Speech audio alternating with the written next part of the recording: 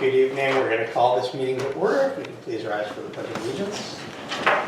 I pledge allegiance to the flag of the United States of America and to the republic for which it stands, one nation, under God, indivisible, with liberty and justice for all. Thank you. I just want to note Ms. Kowalski is absent. She's in a death in the family and she's traveling today, and Ms. Olson couldn't make it. So with that, can we get a motion to approve the meeting agenda? Ms. Downey, is there a second? Ms. Stowe? Oh, Mr. Kelly. We'll go with Mr. Kelly. How about that? All right. Any discussion on the meeting agenda? All those in favor of approving the meeting agenda? Passes 6-0. Thank you very much. All right. So the first item is the superintendent's update, which we're adding because there's a lot going on. There is a lot going on. First of all, just to make sure that if the board had any questions about the coronavirus, just so everybody knows, so we're messaging it. Oh, sorry. What does he do? Pull yourself together. Oh my goodness. Okay, is that better? So just an update on the coronavirus. It is, we are monitoring every single day, pretty well all day long. We work with, the Department of Health, the fire. It's an emergency team from the town level that also is working with the Department of Health at the state level. And of course, we watch with all the CDC guidance. We have stepped up all of our cleaning in our buildings. Not only just trying to really reinforce hand washing, but the high touch points like doorknobs and things that don't normally get done every day. We also just decided to increase hours, so we are going to have some overtime, but just to do an extra layer of cleaning in the buildings. And so we're having a due diligence working through it. We just got guidance late today how the state would handle if they did have a school closure. And when we say a school closure, they're talking about significant school closure like Japan, where they close for the month basically of March. And if that would happen, they are going to allow, they're calling it distance learning, which I think is kind of, because digital learning is not really allowed in Connecticut. Obviously at an emergency status, they can give us new direction, but it's distance learning so that any district can approach it, whether it's using digital tools or worksheets, whatever your district has, because we all have such different resources.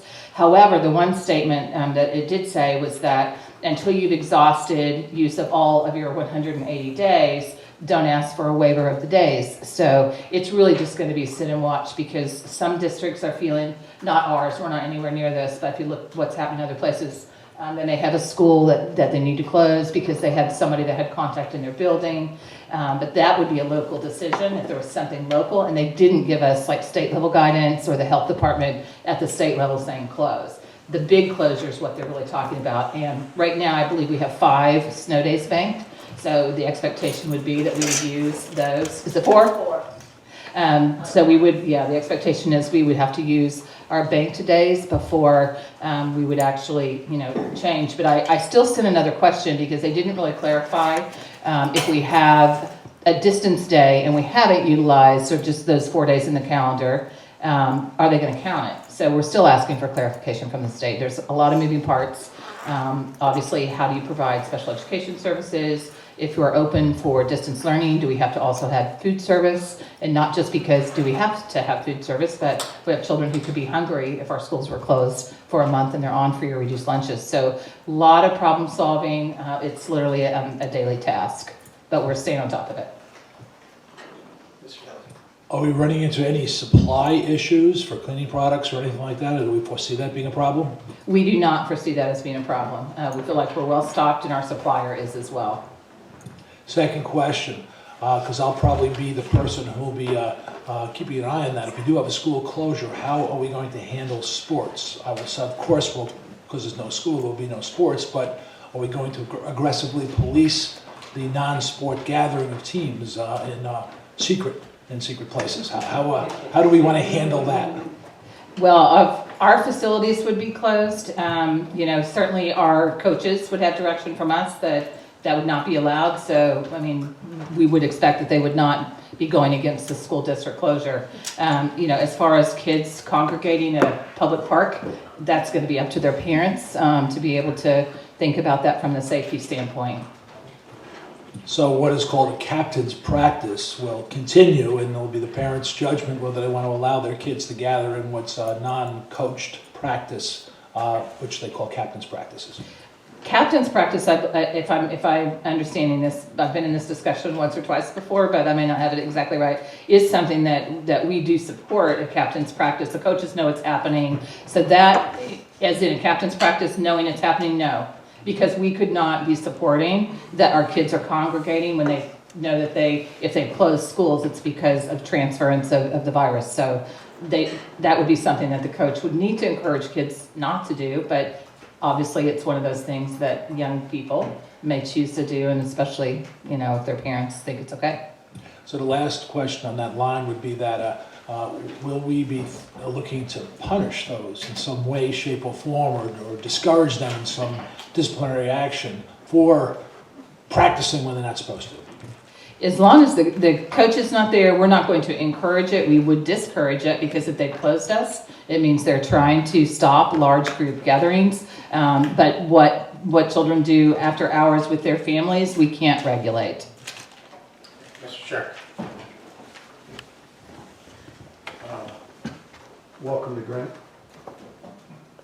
Greenwich, Tony, right?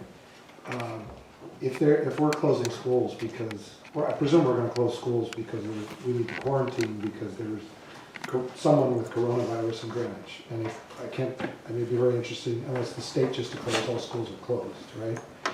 And if in Greenwich, if a parent is stupid enough to put their kid in that situation, I can't imagine they would. Well, actually, I could imagine. There's gonna be somebody stupid enough to do that, but. A basketball game in hazmat suits. Yeah, right. My question was more, and I'm going to say this out loud. I don't think most parents in Greenwich and most of the residents of Greenwich actually care what the state says and what the State Board of Education says. Their interest is going to be, if I read the community at all, is their child being educated. Right, and they're going to be looking to the school system. Obviously, we have to be governed by what the state does. But if we close schools and counting days and what have you, candidly, most people in Greenwich aren't going to give two hoots about that. My question would be, in the event we did have to close for an extended period of time, not a day, not 2 days, not 3 days, which people would fully anticipate with snow days. That would not be a surprise to anybody. If we closed for longer than that, is there someone in the cabinet who's responsible, or is there a team of people right now who are responsible to lay out in detail exactly how a school day would be conducted with remote learning, distance learning, whatever you want to call it? Essentially, a teacher either at home or in one of our buildings conducting a class over video in a shared setting to students who are on our devices that we've issued to every student. I mean, we have the good fortune of every student has a device that the school system provided. And my question is two parts. Have you set up the process by which that's going to happen, the training that has to happen for teachers so that they know how to do that, and then the technology in place to be able to do that? It seems to me, just in the cursory, we have everything in place. I'm sure districts are scrambling right now, going to GoToMeeting, WebEx, or what have you. They're all probably signing up contracts quickly in anticipation of being able to have this capacity and capability to do a remote presentation to groups of students, 30 at a batch, all teachers in the district being able to conduct their classes. Is there a team in place figuring that part out independent of what the state is doing? That's our cabinet, and we actually were in a several-hour meeting this morning going through all different components, because every department, whether it's the academic department, food services, everybody carries a different role in all the components. We are fortunate in Greenwich in that we do have devices, but it's problem solving even some of the smaller aspects, like for K1, for instance. While we have the devices, they're in a cart. So how much dismantling of the cart, by the way the chargers are attached, can we even send chargers home with them? So we're problem solving. Every department is problem solving all those different components. From the actual platforms that are available to us, we're so far ahead of other districts. We're very fortunate.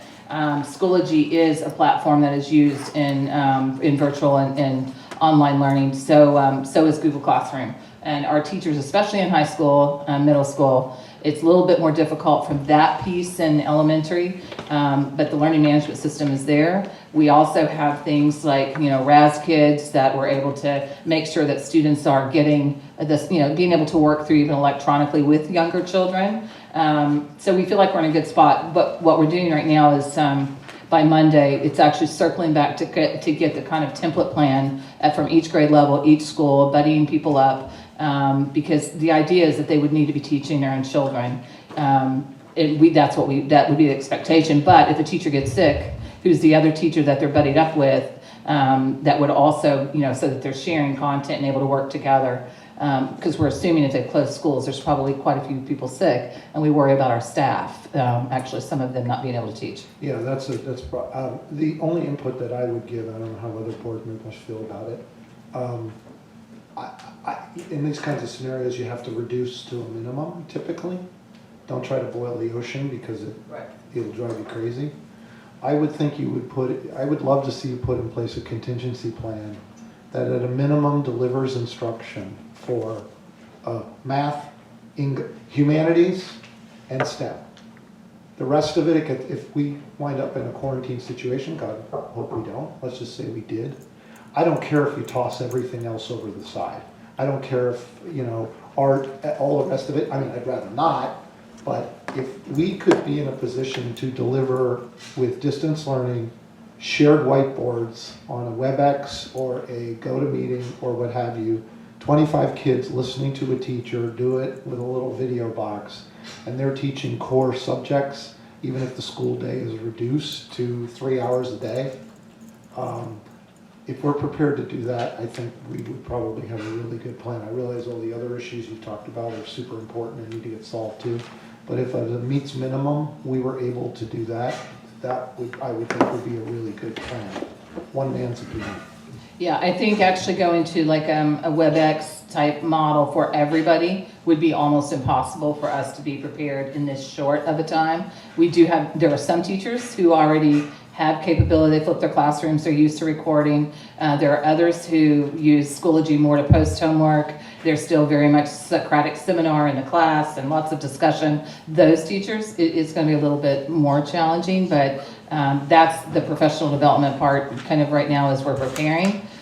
What are the different ways that we can deliver instruction and different content areas? And we also need to make sure that even at elementary, we still want our music teachers offering something, because if you're going to have your child at home for several hours, so is there something that they can log into and sing along with, and the same way for art, and that may be sending some things home for art, but those teachers also are on contract, and so we have to be sure that everybody contractually is contributing to provide the best education, not just falling on a few kind of core academic areas. Could we be more flexible, like in Spanish, for instance, in elementary, where it's more available for parents that really want to kind of work through that, but maybe for some children that want to focus more on math or reading, if they feel like I don't think anyone would object to that. High school is credit bearing, so that's where it gets a little more challenging if they're getting credit for a course and it's counting. It's just making sure that, we're doing what they need for a credit bearing course. Sure. I know I mentioned this earlier, but much like you were just discussing at the high school where it's credit bearing, is just to sort of make sure we have a plan in place for things like AP courses that are really tied to a very specific time-sensitive curriculum that the students are required to get through in order to take that exam. And again, we're in swimmable waters so far, but in the AP, who knows what they'll be doing with their exams, but we are tied to a very specific timetable for some of those courses. So. Are there other questions?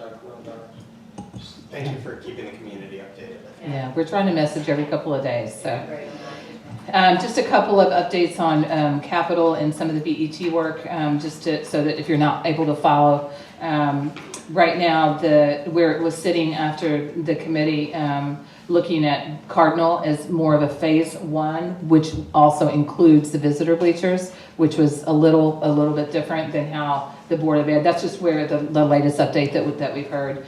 CMS right now, my understanding is it's still sitting with grass, not yet the hybrid, because there has to be money put in. There would have to be a majority that would decide to do that when they vote. Special education study, I believe where it's sitting right now is still that those funds would stay in the operating as they are now and not move across the capital as was discussed a few weeks ago. And those are the main ones I was going to mention. Do you have anything else, Mr. Brumsey? Now we're waiting for the minutes from the BET Budget Committee. BET has a public hearing later this month, and then they will do their work and they will vote. So we're keeping track of that process. We're fielding requests, making sure that they get to the superintendent and to Sean. That's it for your report. All right. Okay, so the next item is the voluntary remediation action plan for Western Middle School.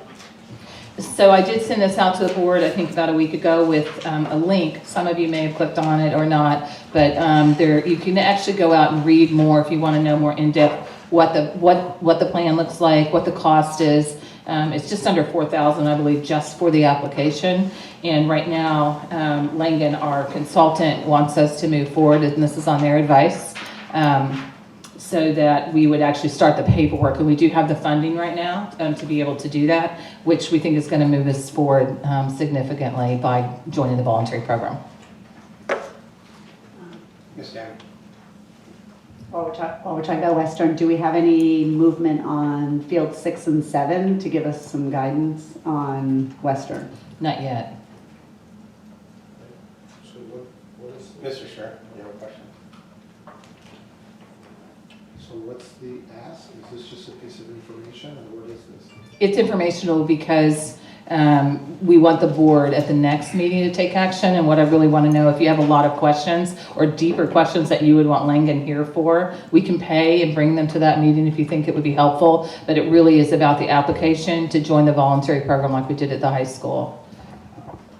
Okay, so here's my question. If you join it, how can you exit it?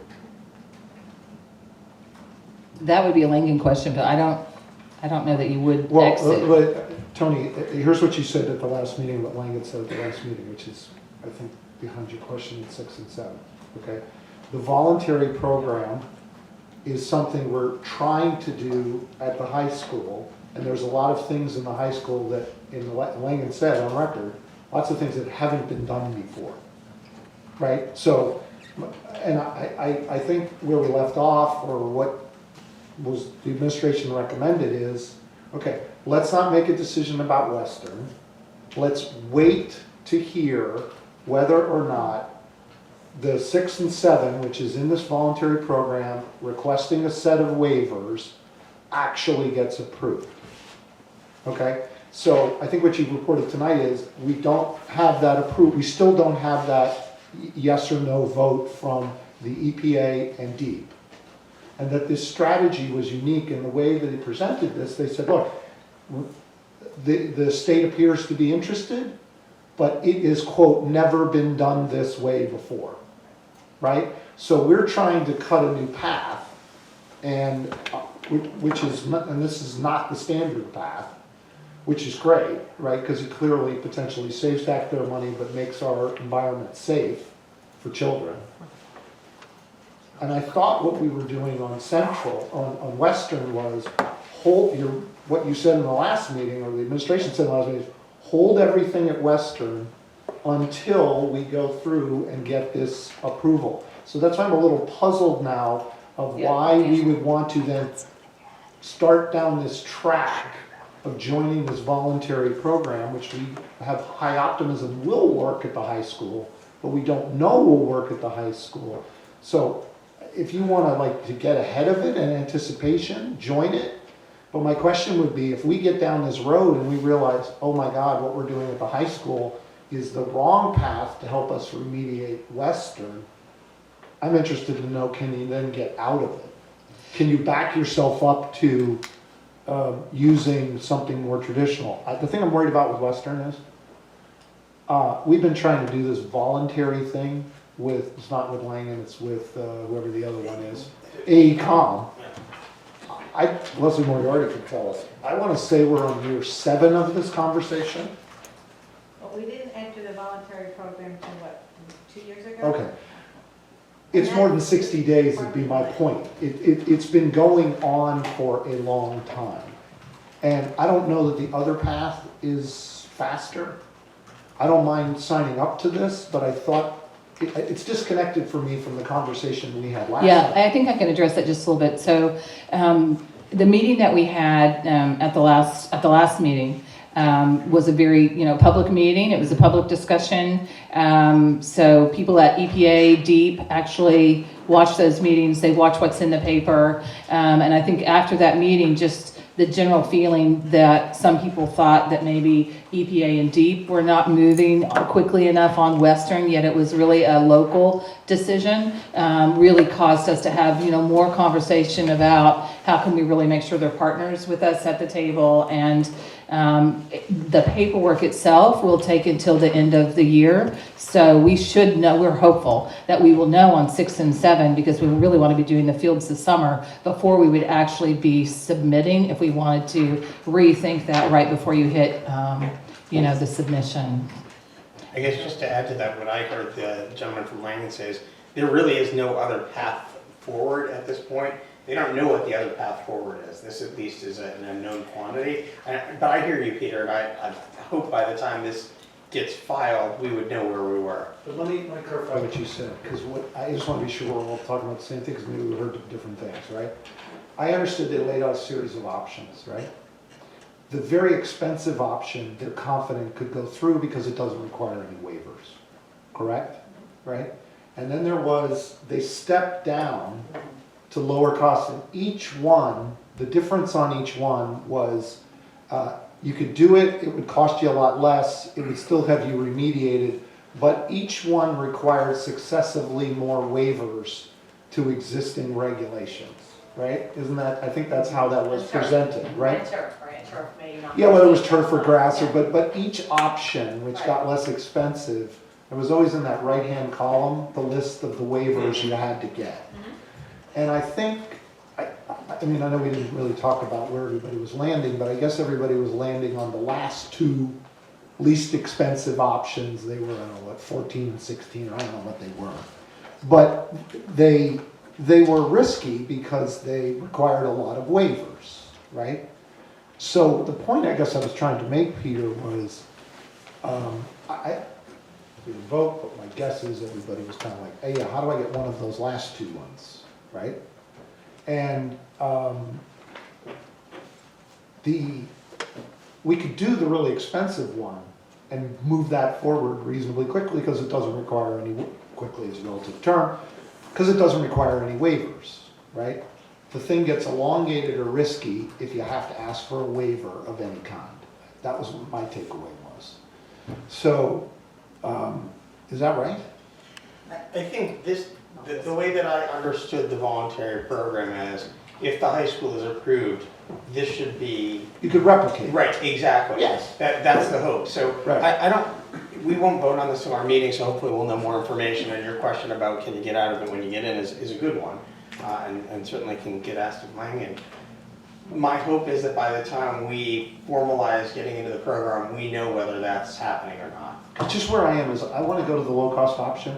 Right. But if that thing becomes a trap, where we're gonna be in that damn thing for 8 years trying to get our approval and you can't get out, right? You can't say, okay, wait a second, I wanna pull that, I presume you could say, I wanna pull it. And now I wanna go to this more expensive thing because it's gonna go faster. I wanna be certain we don't put ourselves in a box. That's my legal and regulatory question. So you don't have to answer it now, but if someone could find out the answer to that, that would be great to know. All right, Ms. Hirsch. So I just wanted to be clear because I've not walked through this process myself before, and obviously I think our discussion regarding those fields was to do what would get them open sooner because the students have been without a field for at least 4 years. But my question is, if they start the paperwork, we're not submitting anything, we're just talking about making sure the paperwork is done so that it can be submitted. So you said it takes some time. So we're not entering into a voluntary program to not be able to get out yet. She's just asking doing the for paperwork. approval to get in. Well, we are wanting to join the voluntary, but it's just it would be the board saying that we're starting the paperwork for that. And when we went back, or I went back and we searched the agendas, well, Mike did really for me, to figure out what happened on the high school property, because when we initially talked, does the board need to approve it? Do they not? What's the process? And on the high school campus, the board actually approved that Park and Rec enter. So we felt it was better to bring this to the board, make sure everybody knows, what we're doing. And so it's on the advice of the consultants, because I am certainly no soil expert. That's beyond my expertise, but it is on their advice, and everybody on the call that kind of works in this area was in the same unanimous agreement. Mr. Kelly? Let's just use fewer words. If we commit to this, is there an out? That's it. Yes, thank you. All right, other discussion on this? Do we feel the need to have Langen come to our meeting on the 26th, because there's a cost to that? If you have the answers, yeah. Just ask them for a letter. Ask them for a letter and send it to us. I was going to say before asking them to come, before asking them to come, seeing as how there is a cost associated, if we could send any specific questions to you to get answered, I think that would be helpful. And if anybody has anything very specific. All right, with that, we'll move on to the Special Education Advisory Committee. Yes.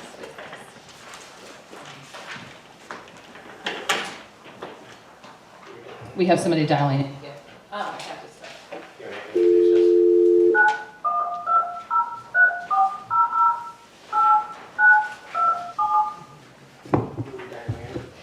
Yes, so this is, she works with actually the consultant that I met with, because the consultant couldn't be here tonight for the state program. This is a newer program. Her name is Lisa, but I just got this at like 6:20. Hello. Hi, is this Lisa? Yes, this is Lisa. Hi, this is Tony Jones, School Superintendent, and we have you on speakerphone at our Board of Education meeting. Excellent. And Thank you for having me. Lisa, can you share with me your last name? Opert, O-P-E-R-T. Thank you. So the board in front of them have the Special Education Advisory Council FAQ available, so that some of those basic questions and answers, but I thought it might be nice for you just to give us kind of the 5-7 minute overview of the pilot program that is at the state level. Absolutely. So last year, Connecticut Parent Advocacy Center and Connecticut State Department of Education came together to pilot a program within 3 districts. So we started the Special Education Advisory Councils in 3 districts, the first being Norwalk, a second being Rocky Hill, and the third, I cannot remember because it's a tiny town I've never heard of, so I apologize for that. And what we do is we really look at how the CX can really help advising the Board of Education on ways that children who are considered special education students could have the most positive and safe education possibilities. Now, what's really interesting about these CX is that other states have these in legislation, that it's mandatory that each district hold these. So Connecticut is kind of being very proactive, having these available so that when it comes time that legislation does say we have to do this, we have a lot of really good examples of what to do. What's also interesting is that this is a stakeholders type of council. So we have people from the community, we have people from the school system, and we have parents of children with disabilities. It's a minimum of 50% parents of children with disabilities, and we really like to see showing a really good population that's equivalent to the school. So we know that there's many children with autism, so there's a couple more, but we also have to have other people that have children with more diverse disabilities as well, to really truly give a good representation of the district. And I just want to review that the council cannot make mandatory changes. What it does is it really provides guidance. It advises the Board of Education that it can say, this is what we recommend. And people from the Board of Education are more than welcome to attend any of the meetings. Unfortunately, they do not have a vote because they will be voting on giving themselves their own information. but it is a really wonderful thing to be taking part in.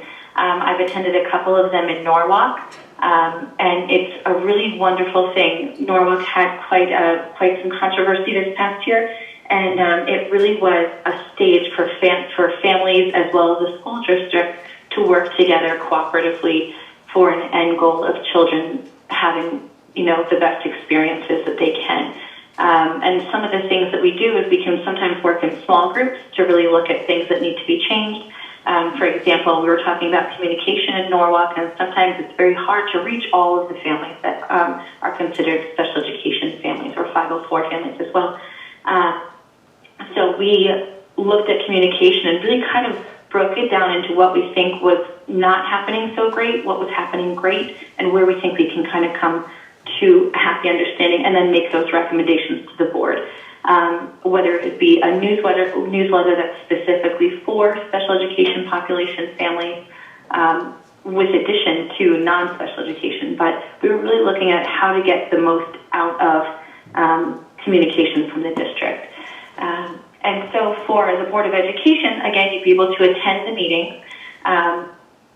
We would ask that you guys, we would hold 4 meetings a year once the CAC has been established.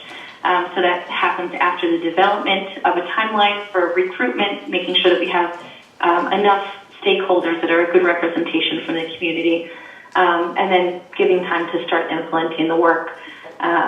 It's informal meetings.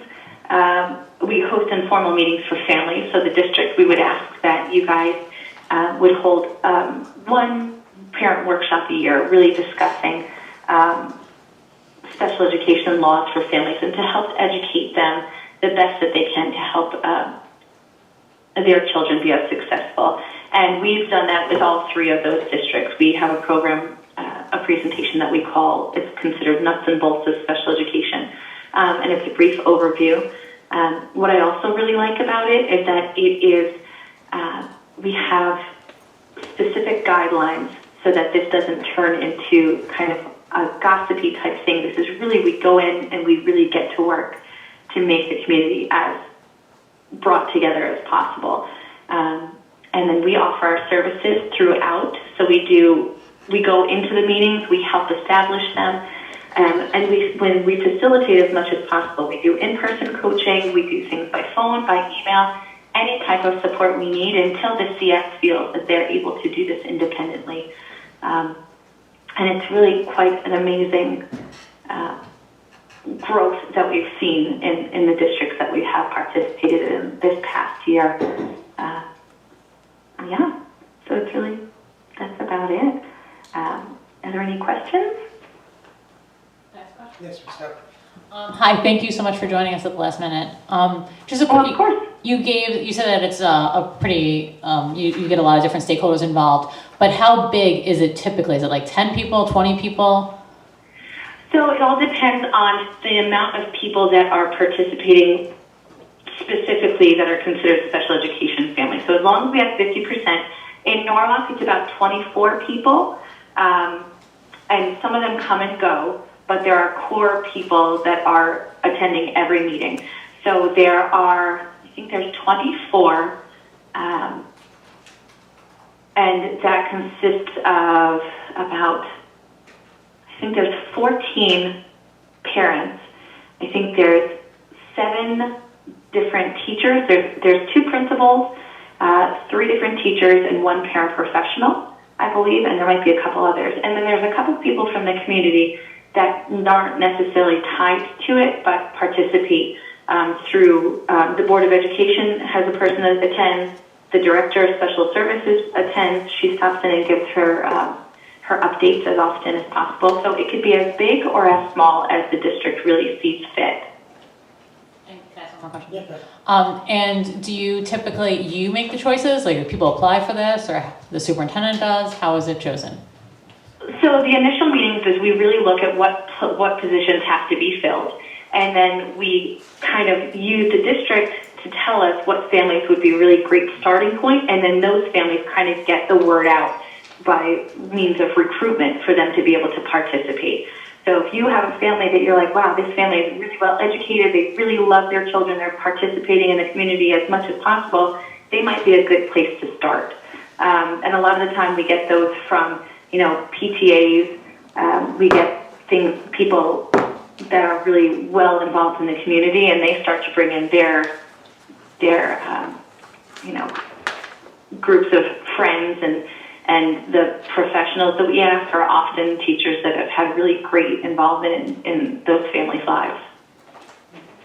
Thank you. Ms. Hirsch?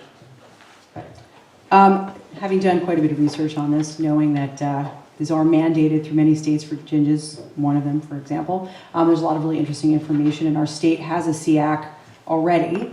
And I know they're guided by their own set of bylaws, and usually there's not just guidelines, but application process. Do you have sample bylaws that you work with to help advise creation of these SEACs, or are they follow the ones from the state? We follow the Robert's Rules of Order to run the meetings, so the agendas are all public. The minutes are all posted so that we have as open, as transparent as possible about what the council is working towards. I guess this is more for the superintendent. I think you said you've worked with similar groups in previous districts, and knowing that we were seeking parent feedback, we're getting it even if we weren't seeking it. Is this something that you find useful? Yes. I think it's actually, I apologize. I did work with it. In Virginia, it's mandated. And so, you have your bylaws. It's, we met more than 4 times a year, but it was, I found it very helpful because you do have the educators and the parents around the table. And I think the devising seminar that we've been doing, at least from my perspective, I thought those meetings have been really helpful to have, teachers and everybody around the table. But it was interesting at the last devising seminar, one of the parents, actually made the comment, well, would this be different if we had more parents at the on that committee even? Because we were actually choosing what was, most important, least important, and they see it from a different lens. So when you get the committee balanced, I think it actually can be very helpful for us. Sure. When you set one of these up, you talked about the size. Typically, what's the right size? I see the percentages. Mm-hmm. What's typically a good size for a district our size? So it would really depend on the population of the school. So for Rocky Hill is significantly smaller than our Norwalk one, because Norwalk has just such a huge volume of students. So it would really depend on looking at the makeup of your district. We have let me just give you the number. We have 9,000 students. Sure. We have 9,000 students. We have more than 1,000 in special education. So that's a pretty big district. Yeah. And I would think you'd probably be around 20, 25 members, Okay. probably similar, closer to Norwalk than Rocky Hill. Okay. And my other question is, 1,500 students. what's that? Norwalk has about 11,000 students, so somewhere in the Yeah, I was just wondering if you're trying to make it 10 or 20, I guess it's really what I was looking for. Originally it was 15 to 20. Right, and the other one is, who typically chairs this? These committees? So that is that's elected by the original people. So in Norwalk, they have a very interesting position there where one of the lawyers for the district are also a parent. So he stepped into that role because he had done other councils so that he was able to really put the expectation in place. And so the original group of families that were working on this decided that he was going to be doing it. They do 2-year stints. So when you're elected into a position, you get it for 2 years. The first year we do 1 year, and then the second are 2 years. So you're always kind of switching off every 2 years and not having a mass change. And so that was done originally by the first families and professionals that were onboarded. And then you guys provide all the facilitation structure and support, so we hire you to help us make this happen? Is that how that works? Yeah, well, we're a free program. You're not for profit? So Connecticut Parent Advocacy Center we're a nonprofit. Okay. Yeah. So we come out and we participate as much as you need or as little. for those who've been around long enough, we had one of these for a while. After, when was Sid here? After Sid was here, we could put together an advisory committee for a while, and then I don't know what happened to it, but it was okay. It was after the recommendation list that came from the people who evaluated the system. No, they were from State SUNY Oswego. Was that even before? That was when Sid was here, right? And it's a great idea. Tony, you're asking for this, yes? You Yeah. want this? This would be considered first read, and then we would have it on the board agenda because they require that the board is committed. I'm sorry, I'm asking a different Oh, question. sorry. You are bringing this forward because you'd like to have this. Yeah, and it came from our parents who brought it to me. Yeah, Oh, Okay. that's great. that's even better. Yeah. So, okay, I would just like to, I want to be careful that this group is, I love an advisory.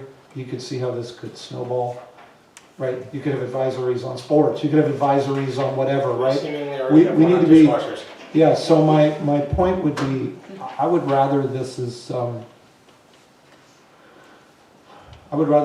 commissioned by the board, right? Well, I think they want that anyway. It's a requirement. It's a requirement, it's Not only we vote it, but I'm saying, whatever we do here, someone should think about this so that this is the structure we use when it's not special education.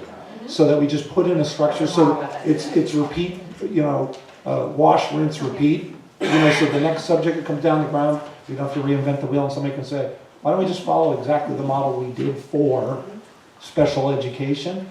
And to your point on bylaws, that's like something where I'd be like, well, wait a minute, the board's just commissioning it. I wouldn't want it to be too, I want it to operate independent, I guess is the wrong word. I want them to have the freedom to operate properly and not be used as a tool. But at the same time, I don't want them out there completely independent of the Board of Education technically. So whatever you do, take that into consideration. Otherwise, it is a great idea. Well, I was going to say, we do have a policy on advisory committees, and it's certainly something that we can revisit to sort of. Or elaborate. Exactly. I was going to say we can add that, or have Tony, looking at regulations anyway.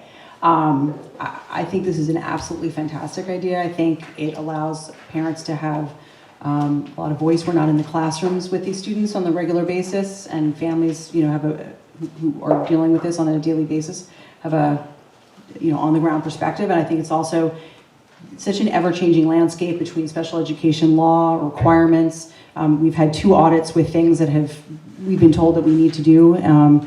Nobody's checked to make sure we've done those. So to have an advisory board who I think would be able to, be kind of on top of that would be a fantastic thing for the board. This to you guys to come up with pretty quickly of how this should work, and then bring forward and commission the first one. Yeah. I was just gonna say, I'm happy that the parents like it, you like it, and it's free, so I'm in. Yeah. It's not getting away with good things. I agree with Kathleen. And also, assume if it goes forward and we vote at the end of March, is this something you'd want to implement this school year? Or are you thinking for next school year? Like, what's your timetable? I guess maybe that's for the Or for expert. Lisa, I don't know if it's for Lisa or for Tony, just kind of how you foresee the process of putting it together and getting it going. Yeah, from my perspective, I would hope that by next year we could be up and running, rather not that September, October. I know that the bylaws work, they would need to work with us. So, we would want to talk to them about, is it a small core group that puts the bylaws together for them to help govern? Well, I think they actually require it as part of their, just to help them govern their group. It's not us, yeah. But this is my point, right? If you're an advisory committee of the board, the quote bylaws set up a parallel thing to policy and regulations. We have a system for this. We need to, it can't be set up with its own little. Yeah, but that's what they're saying, right? Well, if we're going to use their program, we've got to follow their. Well, the bylaws are really set up really to make sure that people are staying on task so that it doesn't really become, sometimes when you get parents together that have a negative experience of some sort, sometimes it can kind of go awry. So that's really where the bylaws are for the focus of keeping families and professionals on task for the thing, because we don't want to have it be a long process of one of those painful meetings. You really want it to be straight to the point, doing good work for the betterment of the district. So Lisa, if I could just follow up on the question that Ms. Downey asked, I guess what's the time frame for standing this up? Right, if we vote on this at our March meeting, can we have this up and running sooner than later? Yes, so last year I attended the very first last February for Norwalk, and we had talked about, so we kind of spent the second half of the year doing recruitment so that we were really able to go into it and start doing good work in October of this school year. So between the 18-19 year, I think it was, or no, 19-20 year, school year last year, we really set up the advisory and looked at what we were going to, the roles that we were going to be having elected and who we were going to be recruiting, so that by the time the school year began, we were kind of on the ground rolling. In our case, here's the thing, go faster. Yeah. Because what we need, here's what we're gonna need. Well, not only that, I would want the input from this group so that when the audit is done, the input is in the audit. I don't wanna pick up our heads and say, oh, we can't start our audit till January because they didn't start meeting till October. It's like, I'm still stuck in school systems. Stuff that the rest of the work can be done in 30 days, school system do in 6 months. So I don't, obviously this needs to cook, but if we're getting behind this at the next meeting, I don't understand why they can't have it stand up and running in 60 days. Just go get it done.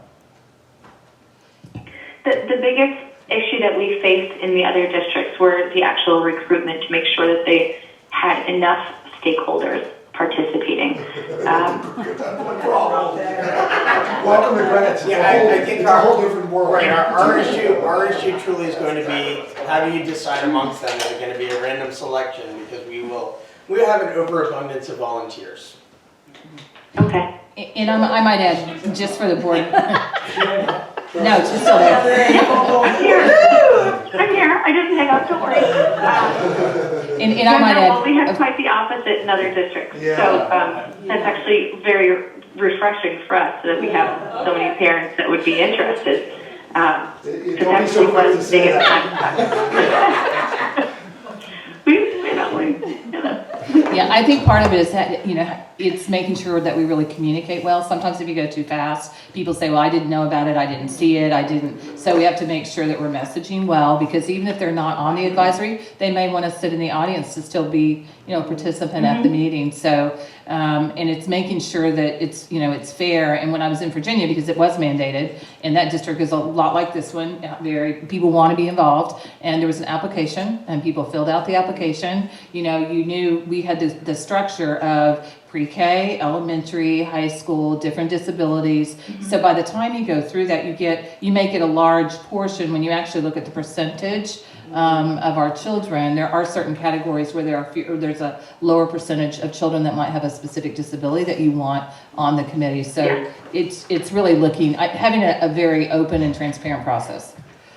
I was just going to say, Peter, I think you should appoint three members of the board.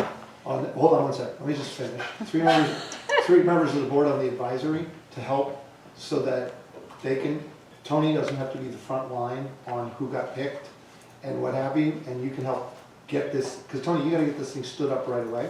Take the applications, pick the people. Let the board be the bad guy on who the parents were that were picked, instead of having you take all those arrows. I think the better way to do it might be to have the consultants do that work for us. Even better. Because I don't think we want the board involved in that at all either, for multiple reasons, but one that she said, which is we're ultimately the decision makers and have the accountability for the program. If they'll pick the people from the resumes, that's great. Or establish the criteria or whatever it is, but I think Lisa, if you can assist us with that, it will help get a good mix of people. Absolutely. I mean, we've done that in the past, so I think that would be something that is very much a possibility. Yes, sir. I just think we've jumped ahead about 2 steps, and I think before we discuss who's going, yeah, but before we discuss who and how committee members would be picked, I think it is making sure that we have the opportunity to see and/or possibility, you know, how it's run in other districts, and see if, yeah, I mean, I have a ton of research which I can share with you guys from other districts, Virginia in particular, just so that I'm happy to help. My point is just, if we agree that we want to do this as a support, I think the selection of the individuals who would sit on it is about 3 steps down the road. It's getting to a few things before that, but I think this is a. That's what you said was the time limiting thing. Okay, fine. Anyway, let's go. All right, any other discussion on this? Thank you. Lisa, thank you very much. Thank you very much. We'll take this up at I our next appreciate meeting. your time. Thank you. All right, have a All good right. night. Thank you. And You too. with that, we are going to move on to the. Are you going to be voting on this? That'll be at our next meeting, Which is, March 26th, I believe. can we not do a month? Is there a way to? Well, if you make a motion, it takes a vote. We're also missing 2 board members. Well, we do have a quorum, and so it takes a 2/3 vote to suspend the twice-read policy. To Tony's point, I feel tremendous urgency on all things special education. And candidly, you have to be brain dead in this town not to know that special education is an issue. So the idea that there are people who don't know what's going on, I can't imagine that, but okay, For the fine. people who would oppose it. Okay, fine, If there yeah, even be, I know, doubt honestly, it. that's But My take is go fast, not slow. Look, you can make But it, we don't do it okay. often, you know how I feel about it. I don't Yeah. like doing it, I will not vote for it, but I will tell you, you make a motion, you would suspend the policy that requires the 2 reads, and then you'd make the motion on the actual item. 2 reads of the law. Of anything. Anything, right? Our policy is something comes up at one meeting and then we vote on it at the next meeting. So we will vote on this as an action item on the 26th. If you want to move it tonight, 3 weeks from now. 3 weeks from now. But it gives Tony time to work with the state and let them be ready to go. I mean, 6 one after the other. Okay. If you can help them get the process moving, get the materials together, figure out how to distribute them, I would presume our communications director is going to have a hand in that. I'd like to be ready to go March 22 then. That'd be great. 26. 26th, March 27th. I'm sorry, March 26th. So I mean, without taking a vote, would we just, is it possible to just do a sense of the board so that we can, if this is something that the board is interested in doing, we give the go-ahead to at least get some preliminary. I don't hear anybody objecting. Yeah, nobody's I objecting. get it, but I'm just, It's a good do we question. need to actually say, we'll take a sense of the meeting? If you to want to make actually a do motion that? that it's a sense of the meeting that we'd like the superintendent to pursue this, Go ahead and make it. pending the vote on the 26th. I'll happily make a motion to take a sense of the meeting, to move forward, to put this on the agenda so that we actually can get moving on it if the board agrees Wait, to can it. you break? I don't know how Sorry. to, blah, blah, blah, blah. Okay, so Michael, there's a second for Mr. Scher. So if I heard the motion correctly, what I heard was, Ms. Hirsch made a sense of the meeting motion that the board would like to move forward with this as an action item at the March 26th meeting so that the work can begin immediately. Is that your motion? That sounds. So even without this motion, the same result will take place. Yes, exactly. We're gonna put it on as an action item. That's the direction. All right, so there's To get people looking. right, there's a motion on the table, there's a second. Any other discussion? All those in favor? 6-0, sense of the meeting Now we know motion where everybody passes. is. Yes, now you I know. kind of wanted to amend it just to kind of. How long do you want to be here? Tony, guess what's going to happen on the 26th? Just to give you a highlight, you're gonna add that to the agenda. Okay, next up, the review of achievement data and goals.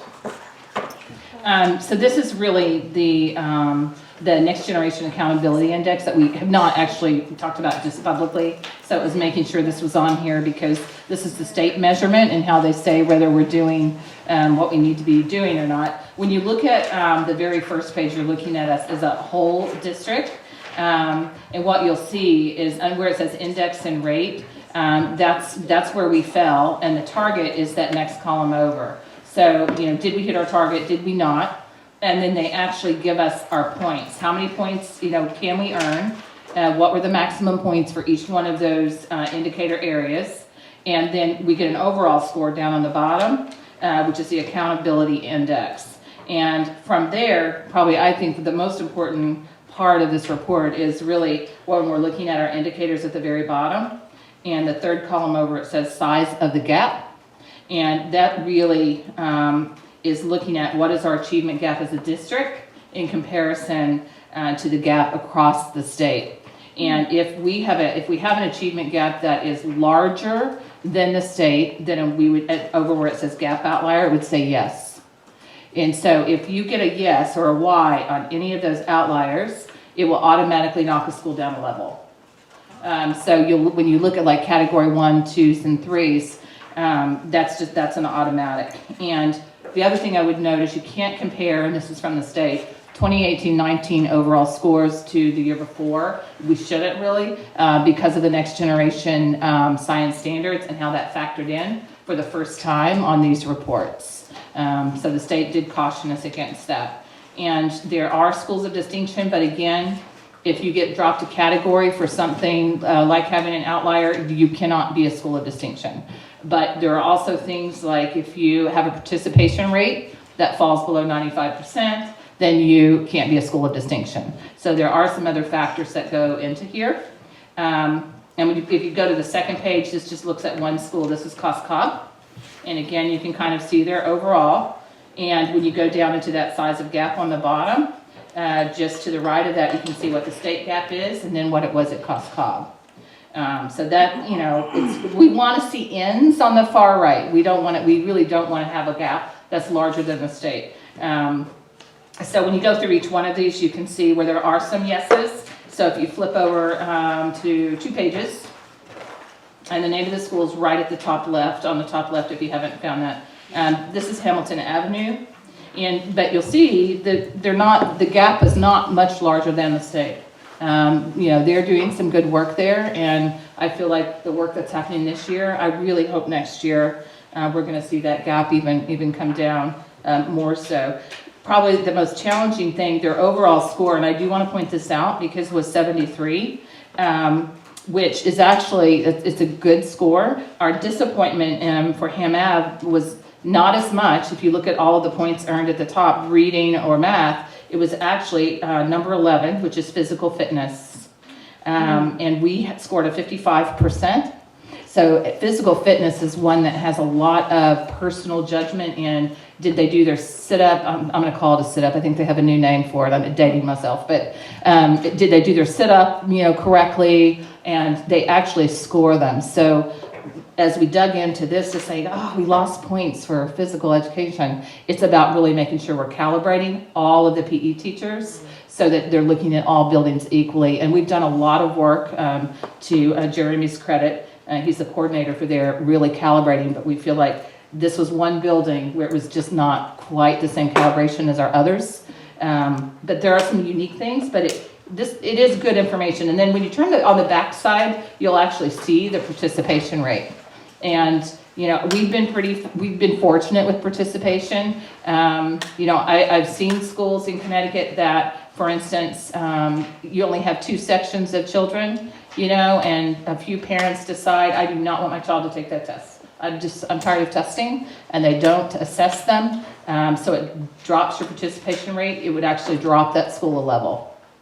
Even if they're one of the highest performing schools in the state. So it's just understanding the kind of nuances. But we actually think this is good information. It's probably one of the better state reports that I've seen as far as they're user-friendly for us, and we are getting good information about growth. And that's really the way it should have been for, the last 15 and 20 years. And I think you had a comment. Yes, I just wanted to let you know that there was an improvement for Hamilton Avenue from last year, and it does show that has been a lot of work. Last year there was 86.7% of the students at Ham Ave participated, so their score for last year was not very high.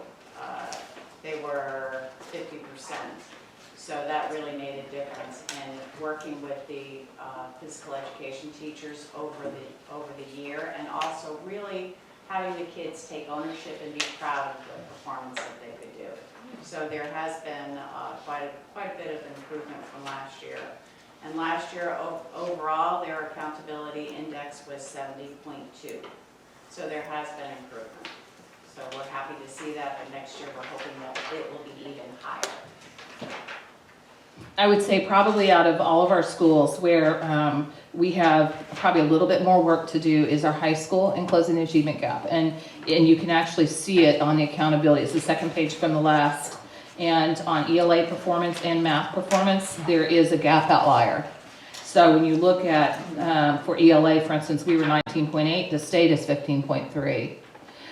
So, we want to go in and really look at what are we offering for, interventions and for our EL students, and do we have all of the right kind of structures in place, to help them be successful there. But you'll also notice the category 2 at the top, even though we've got a strong score of 88.7, because there's an outlier, it dropped a category.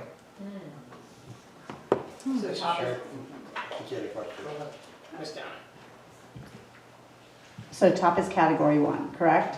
Now, can I ask, there's some like on New Lebanon, there's no indicators about gaps and outliers. Could you just explain that? That is the school population in comparison to the state, because they don't have a small population of students who would be compared to the state's population. And you find that sometimes even in some districts that if they're not diverse, they may not have EL students, they may not have enough special education students to actually warrant a score in one building. And so when you see a blank, it means there weren't enough students for that category. yeah, this was the, It would identify the ones that are in the category, I guess. Mr. Sheriff. Tony, there must be either a glossary or a guide for each one of these. I mean, Yes. There's no certain, can you just send the link to the board? Sure. So, send the link to the board. Okay. Ms. Hirsch. So just out of this, under the next generation accountability index measures a lot of things that we don't necessarily have do our own assessments on within our districts. So how do you think that this aligns with the current assessments and the data that we have here?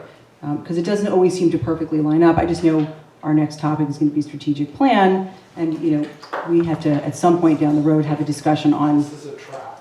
No. I just want to see how you think, this measures up in comparison to what we have. It's close, but it's actually a little tougher measurement as far as the students that when we're using our growth data and looking at who we expect to be successful, and we do cross-reference STAR, we cross-reference the ECRA score, and then we look at this, and usually the state is a little bit more difficult for us than the other two growth metrics. But this comes out once a year, correct? That's correct. And it comes out late. I mean, we Yes. take it in the spring. So that's, I'm yeah. hoping they get a little bit faster at getting this data to us. This year seemed really late, and I really don't know why, but it's a good measure for us to know if we do have out, if we're closing the gap on the assessments that our children are required to take. Mr. Chair. I think as the N in any statistic analysis gets, it gets bigger and bigger, you have to watch out, right? So as an example, you brought up achievement gap at the high school. This data could completely lead you in the wrong direction. And the reason it leads you in the wrong direction is Greenwich High School has, it's the second largest high school in the state. It's got its own universe. You don't actually apply to somebody else. And it has statistical outliers. There are a number of kids who are at the top, who are so at the top. If you're saying, I'm going to compare that group at the top to other kids in the high school, and then you compare it to a population that's like the whole state of Connecticut, which is what they've done here, which doesn't have all that kids at the top in the end. It could wind up leading you to some funny analysis and some funny policy prescriptions. So this is a great place to start, but it seems to me we got to dig a lot deeper. So as an example, I would be very interested to understand And the state used to publish this, I don't know, and they must not be doing it anymore. This is why they used to have district reference groups. And then they would say, okay, let's go look at how's Greenwich High School doing with 8 other high schools that have a similar profile, demographic profile, not necessarily income profile, but a, hey, I've got 50 kids at Greenwich High School who are all, 5.0 perfect SAT, all 5s on 11 APs, and, go look at the other high schools and so that's maybe, I don't know what it is, 8% of the total high school graduating class per thing, and go find other high schools that have that profile, and then say, to your point, how did we deviate from those? Because that's a much more instructive way of looking at it. So this is great. These are great to get. They're way better than they used to be from the state. I would just lay in a word of caution on the statistics behind this when you're dealing with the whole population of the state of Connecticut, given its broad and varied population. Other discussion? I mean, I guess I'm just curious how we do really stack up against the districts we tend to compare ourselves to. Yes, I know. Yeah, I think we have that actually. Do they give that to you? We can put it together, because all that data is. I know Jen's already, But Jen's already do they looked give at it it. to you? And they used to do this automatically. Do they not do that anymore? We don't really measure the DIRGs. We don't really use the DIRGs. What they do is they take the NGAI, and they put all the data on that site. So that you EdSite, can the compare EdSite and see where you replacement, are, right? yeah.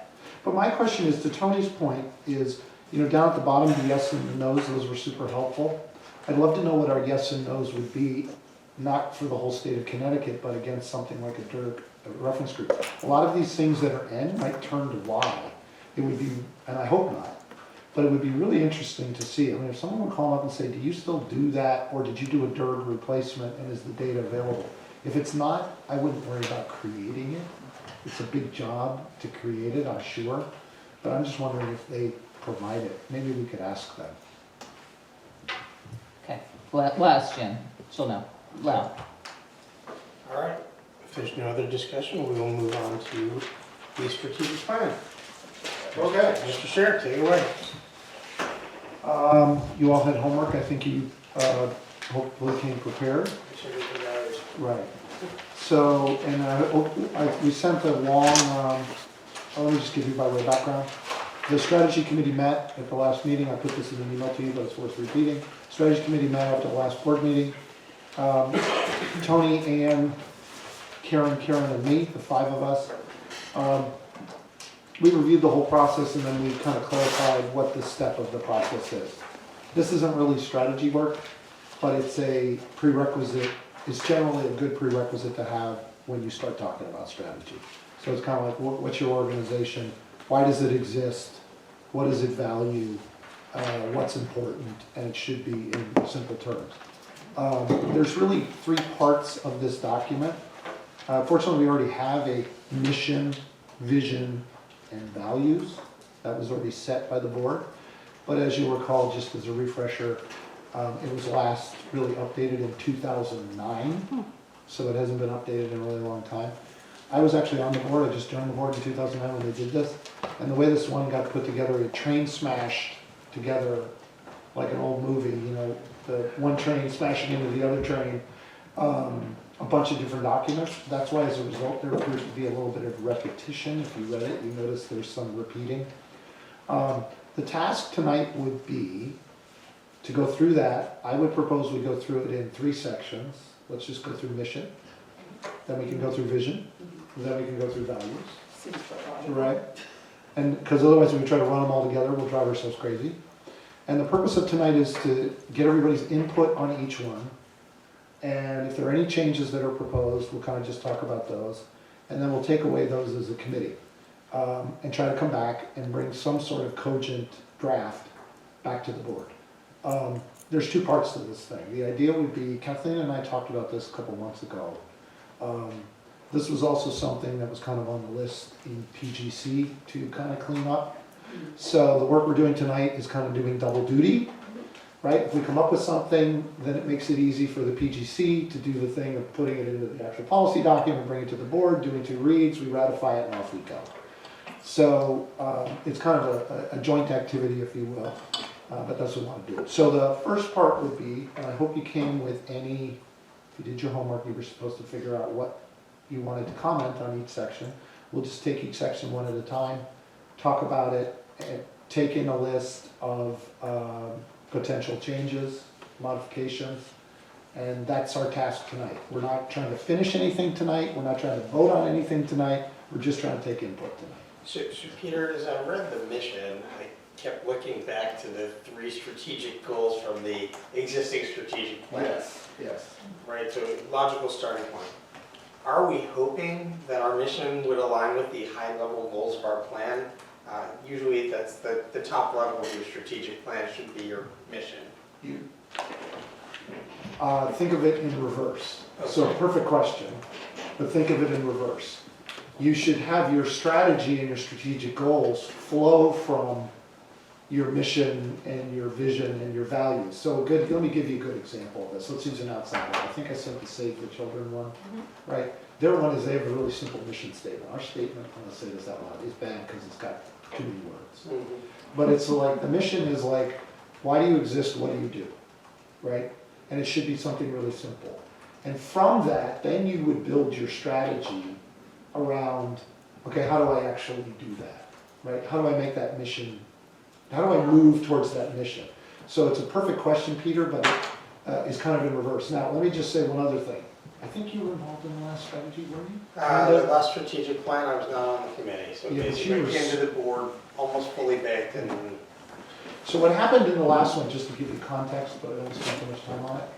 You know how in the, there's 3 layers of the strategy. There's like academic, I forget what they are. Academic, social, emotional, and personal development. What we did in that one is, that's how it worked. This is a good example. Instead of focusing on mission in the development strategy, we zeroed in on vision of the graduate. That became the backbone. And then we said, how do we break that down? And you wound up with 3 logical categories. Then they lined up each part of the vision to those 3 logical categories. And then the measurements came out of those 3 logical categories. So that's how that strategy wound up connecting back to vision and mission. We, in the last strategy, they didn't really look at mission at all. They really only zeroed in on the vision part. So let's pretend for a second that their mission at the time would have been to ensure the academic, personal, and interpersonal success for all students, No, period. this is academic. Right, but, Right. Let's just say that. Yeah. yes, but that would have been technically the mission it would tie back to. I mean, if you're doing it the simplest form. Yeah, you could go that way. Ideally, you would kind of go this way. You kind of say, well, let me use the educational example.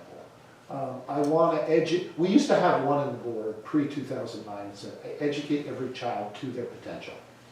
Okay, it was really simple. I'm going to educate every child to their potential. The place that the board always got snagged in that is they said, well, what the heck does potential mean, and how do I figure that out for each kid, and so on and so forth, right? And think back to 2008, that was probably a totally elusive thing, right? Okay? You roll the tape forward to now, right? If you still like that idea, you could say, make it up, educate every child to their individual potential or whatever, right? Then to your point is, then the strategy starts to plug in back to the mission, right? Because then you go, okay, well, that means I have to be individual. That means I have to be this, I have to be that, right? It starts to kind of flow downhill. And what you want to have is this is always kind of your, it's like your check your work thing. You know, I went and did all the work. So when I do strategies, I go back to this and I say, does that support my mission and my vision? And if the answer to that's yes, then you know you're progressing. If the answer to that is no, it means you've gone off on a tangent or you're want to add something else that you figured out later that you wanted to add. You know, yeah, we have to think of this thing also as a little bit flexible. You have to kind of go like up and down the ladder. through the whole process and see if every rung in the ladder is actually fitting together as you go. That's why I said in the note, people shouldn't think of this as like we're gonna lock down one thing and then we're gonna lock down another and then lock down another. That's not a great way to run a strategy process. You wanna kind of lock them down, but you want to still be loose, because at the end you want to come together and say, does the whole thing work together? And that's why you wouldn't necessarily approve, I wouldn't recommend that we approve a whole thing until everything is done. But that's how that would work. Does that help answer your Yeah. question, Peter? Yeah, I don't know. thank you. So, who wants to start on a mission? Somebody jump in. Well, but Peter, Peter touched on exactly one of the comments that I was going to make, and you and I had briefly spoken about it earlier anyway. Our current mission is to educate all students to the highest level of academic achievement. And we focus so much on the whole child and social and emotional learning here that I really feel it should say something along the lines of academic, personal, and interpersonal, there. The academic achievement, personal, interpersonal growth goals. But your thing is, your main point is a It's not just whole child. yes, it's not just academics that we focus on. And the other piece that, the lifelong learners, continuous improvement, whatever it was, because you and I had also had that as you and I agreed on resilience, making sure our students have that. It's in the vision. yes, yeah. I did. So what I would do here was I tried to also get the ideas down on paper, and then one of the other things we could figure out is exactly where does it best fit.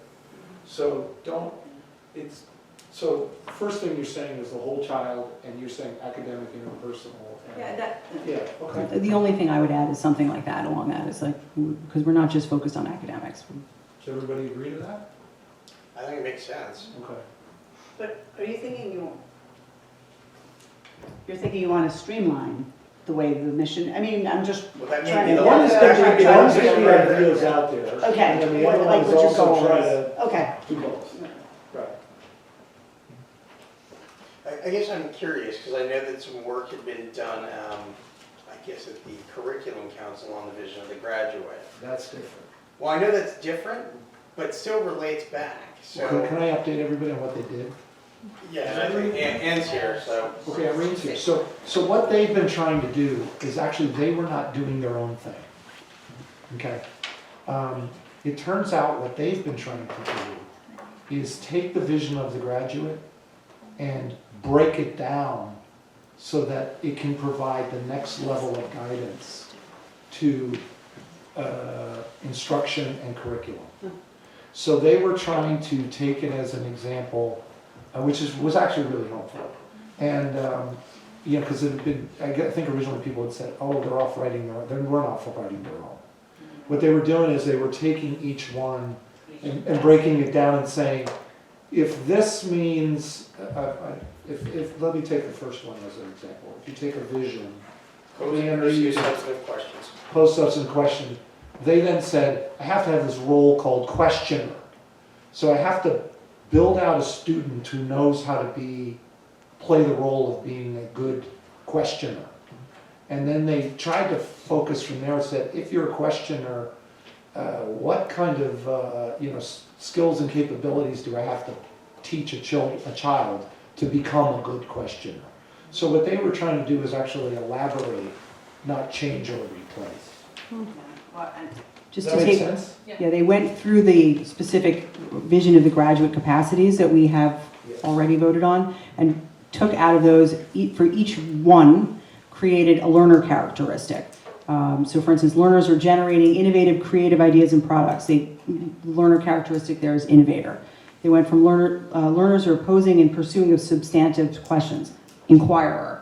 Then that's where they went through, and then they were going to focus on taking those learner characteristics and creating a learning framework surrounding each characteristic. So they were taking specifically our current vision of the graduate and translating it into an actual plan of They have a action. rubric for each characteristic. But they haven't gotten too far beyond building that framework. They haven't actually gone that next step. Right. And the point, what I suggested to Irene is I said, Irene, I think personally, I think it's a guess, the board's not likely to change much of this, but you probably don't want to do a lot more work until the board decides what it's doing. So, and she's okay with that. Anything we're doing is actually supporting her work, not disrupting her work. So back to mission.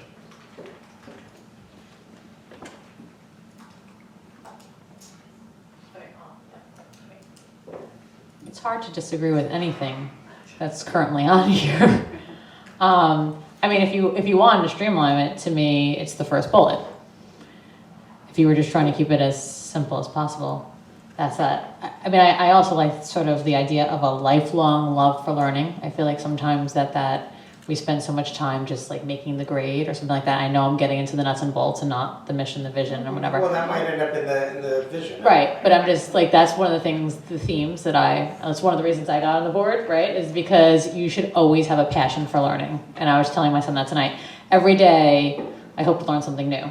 And somehow that was instilled in me at a young age, right? And so I think if we can somehow keep that fire going and get children excited about being curious or lifelong love of learning, whatever it is, I just want that to be captured somewhere in here. Okay. Anybody else? Joe, you got anything in that first batch that you think? And by the way, it doesn't, to Kathleen's point, if it winds up somewhere else, it's okay. Right. We just need to get it in. Is there any like big important thing that either like here or that you think might be missing that we might need to add, or is there anything in here that needs clarification? Oh, I'm good with what you're presenting. I'm just, it's not a process that I'm used to dealing with. What I've done in the past and been involved in some mission statements with companies is basically there are professionals that do this for us. And you give them your concepts, ideas, they take the total data pool of the other school districts that you want to compare yourself to, they take what's already written. It seemed like we're kind of reinventing the wheel here some. So basically there are professionals who could write this for us based on our input, taking aggregated information from other districts. So to me, the process seems a little redundant. Let me ask you the other one. This is the one that already existed, right? So we thought maybe that would be a good starting place to stimulate thinking. We could have done this green sheet, right, which is what you and I are probably used to, right, which is what you're describing. In the corporate environment, when you do this, it tends to be facilitated on green sheet. But given that this is kind of a starting place, I mean, maybe you say, hey, this looks good to me, and you think it represents community values, or I don't know if you've got any views on it. Sorry. I just say that for me, there's not a lot I can add because I think there are people out there, and many of them might be sitting at this table right now who can do a much better job than I could. So I'm okay with most of the things. As I said, I would, in a normal process, I'd sit down, we'd just spitball ideas and concepts, and then professionals would take that down and put that into something that's presented in a way we're satisfied with, compared to the other categories that we're competing or working with. I guess, Jay, we had a hybrid of that the last time out. There were some successful moments, some not very successful moments. We landed where we landed with a goal, in my personal view.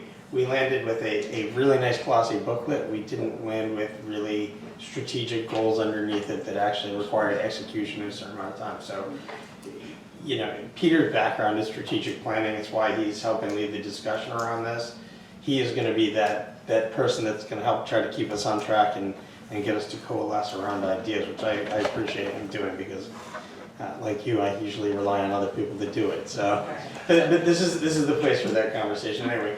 Peter, as I look at the existing mission. Or it doesn't have to be the existing. But I do look. I mean, some of it, the second and third bullet points basically really are concepts that belong in the vision of the graduate, and they're there in different elements. I don't know if it was intentionally put there to make a tie, or I don't know the history of that. But you're right. Company mission statements basically are about 10 to 12 words, and that's the end of the story. And it should be simple enough for people to digest what it is you do, right? We are responsible for the education of students. That is what our job is. You know, if it's something that simple that people can grasp it. You know, the line on the website underneath Greenwich Public Schools, you know, educating Greenwich students to their highest potential. Like, you got to be able to, your mission statement ought to be able to roll like that. What was the G1 making that better? Actually, the current cheating one, because I actually looked it up, was build, move, power, and cure the world. There you go. But that's the how, right? That's the how in the middle of the circle, and then around that you draw the how we get there. And then your strategy is the bigger encompassing. I mean, Peter knows the way this stuff works.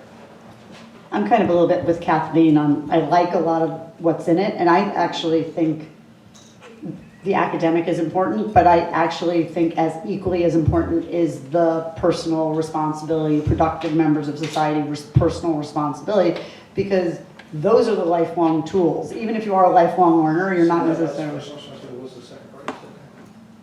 It's on the recording. Good, keep going. I'm sorry, you were riffing, it's perfect. Go ahead. No, but it seems to me that those are as important as the academic, because you know, you get to later stages in life and those foundations of ethics, thoughtfulness, compassion are all as, if not later in life, more important than the academic foundation. So I think, to me, those are essential in terms of our mission. But this definitely touches upon where we can wordsmith it so that it is, we take the exact idea of the mission and it's not, you know, as long of a sentence or, you know, 3 different bullet points. You know, you say something like, you know, Greenwich Public Schools empowers every student to be a lifelong learner, is a responsible, productive, and engaged citizen within the global community. Whatever it may be, you take that, you know, and make it that, and then move on to the vision and how we do that. Didn't we used to use excellence in education? I think that was on some of our tiers. Yeah, those are taglines. Which will be helpful when we recreate our logo. Anne's got it. Anne's got it. Yes, this will definitely be helpful when we get to the discussion on the school logo. Just to sort of follow that theme, I mean, there's also the sort of growth mindset, right? And you're always supposed to not tell your children, right, that they're smart. You're supposed to tell them that, what is it that I'm supposed to say? That you are improving and you're growing towards your goal. Thank you. Continuous improvement. Thank That you. was And my so other there thing. should be some theme in there. Again, drive. I mean, you always think the most successful people were not necessarily the people that were labeled as the smartest, right? It's because they had something that drove them. And not that we want to have all type A's. I don't want that to be taken away either. But We don't have any of those here. but something along those lines is also, you know, maybe somewhere in there. Let me just help to, maybe we can try to break each one of these down a little bit, maybe help us, right? I think if I take the first one, because I've heard people say a couple of times, bullet 2 and bullet 3 really resonate with me, right? I think, and obviously we need to have the idea of educate, right? We need to have the idea of all, right? Okay. We need to have the idea of high level, right?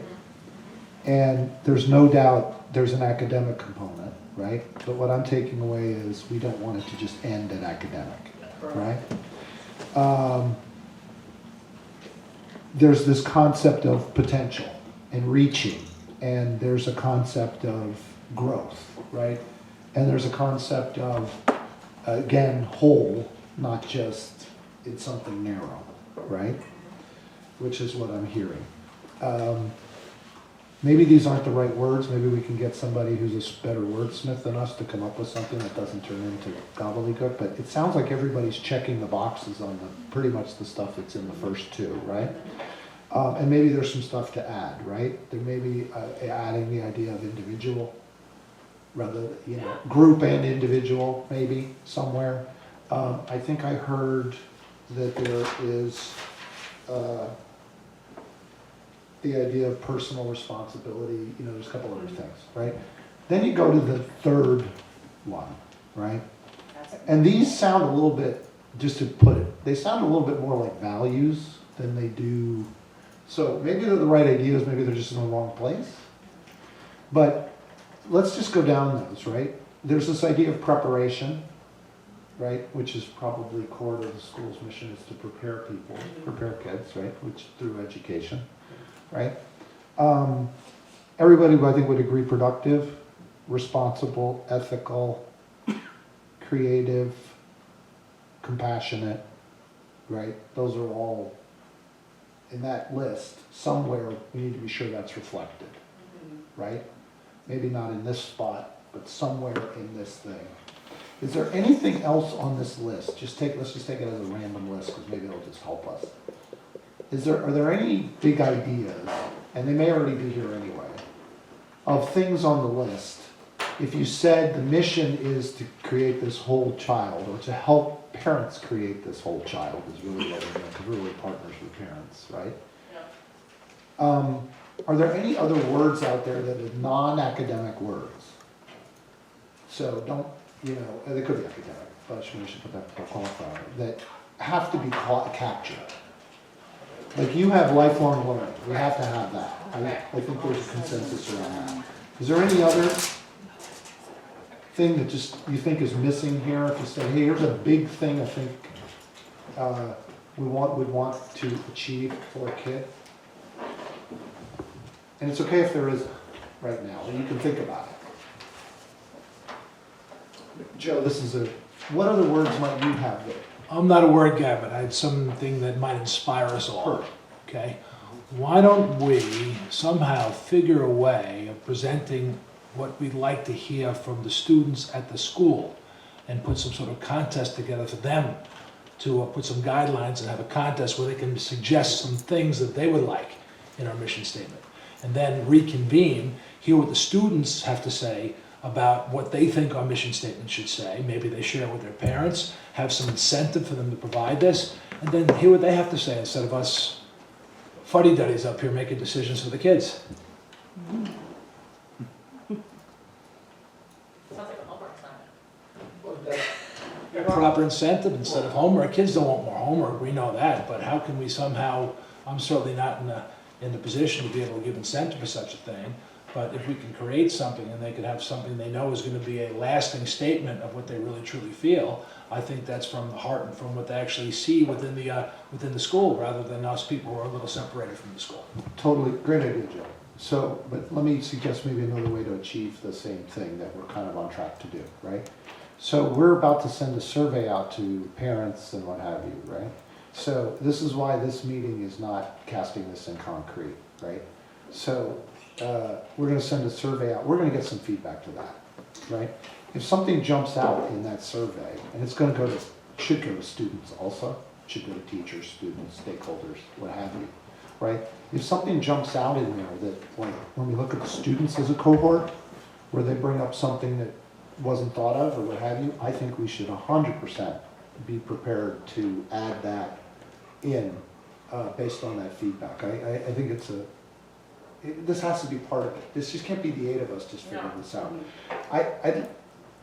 So I think we should make sure we incorporate that in a way of getting some student feedback. We were doing that anyway, but Yeah, we need to be one of the sample more questions I sent. deliberate Yeah. about how to do You may that. be able to do that, the student government has the ability. Maybe to that's survey another the point, students, to get their so input. It's a logical.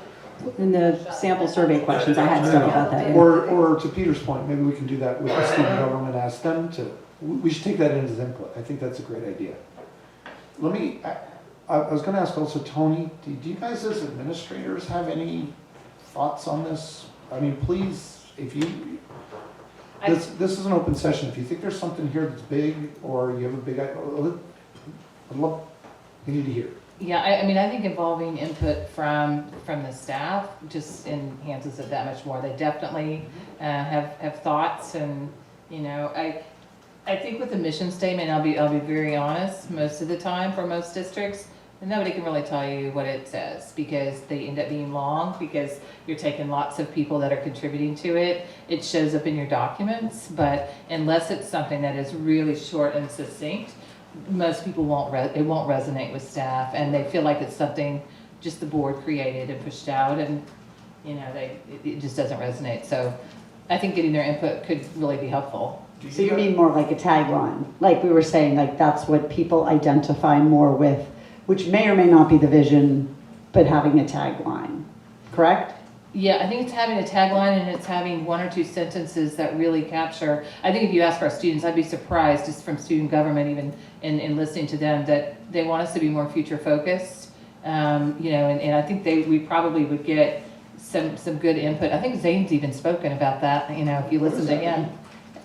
being future focused, really preparing, making sure that our classes are, all of them, are really emulating, what we think that they're really going to need when they go out into the world. And they would probably tell you there's still some traditional elements, to how we approach things depending on subjects and things of that nature, especially in high school. And I'd like to say Zane has actually, I think, spoke to that really pretty eloquently this year.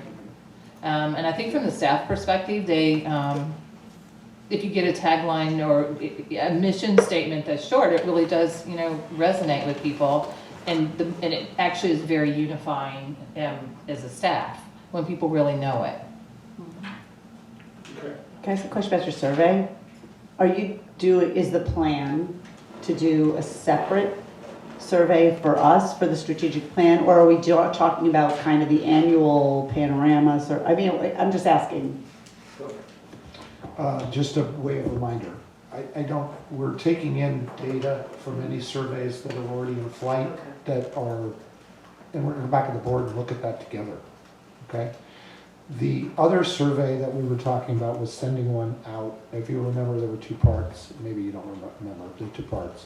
One was to send a survey to interested stakeholders based upon the one that was done before. Because otherwise we have to go hire a survey firm and get them to rewrite it and what have you. So based on the one that was done by PSG, who was a hired consultant for the last strategy process, okay? We've looked at that as a committee. We're then going to send it to the rest of the board to try to get input. The trick with that is, try not to turn it into the thing that ate Greenwich Public Schools, right?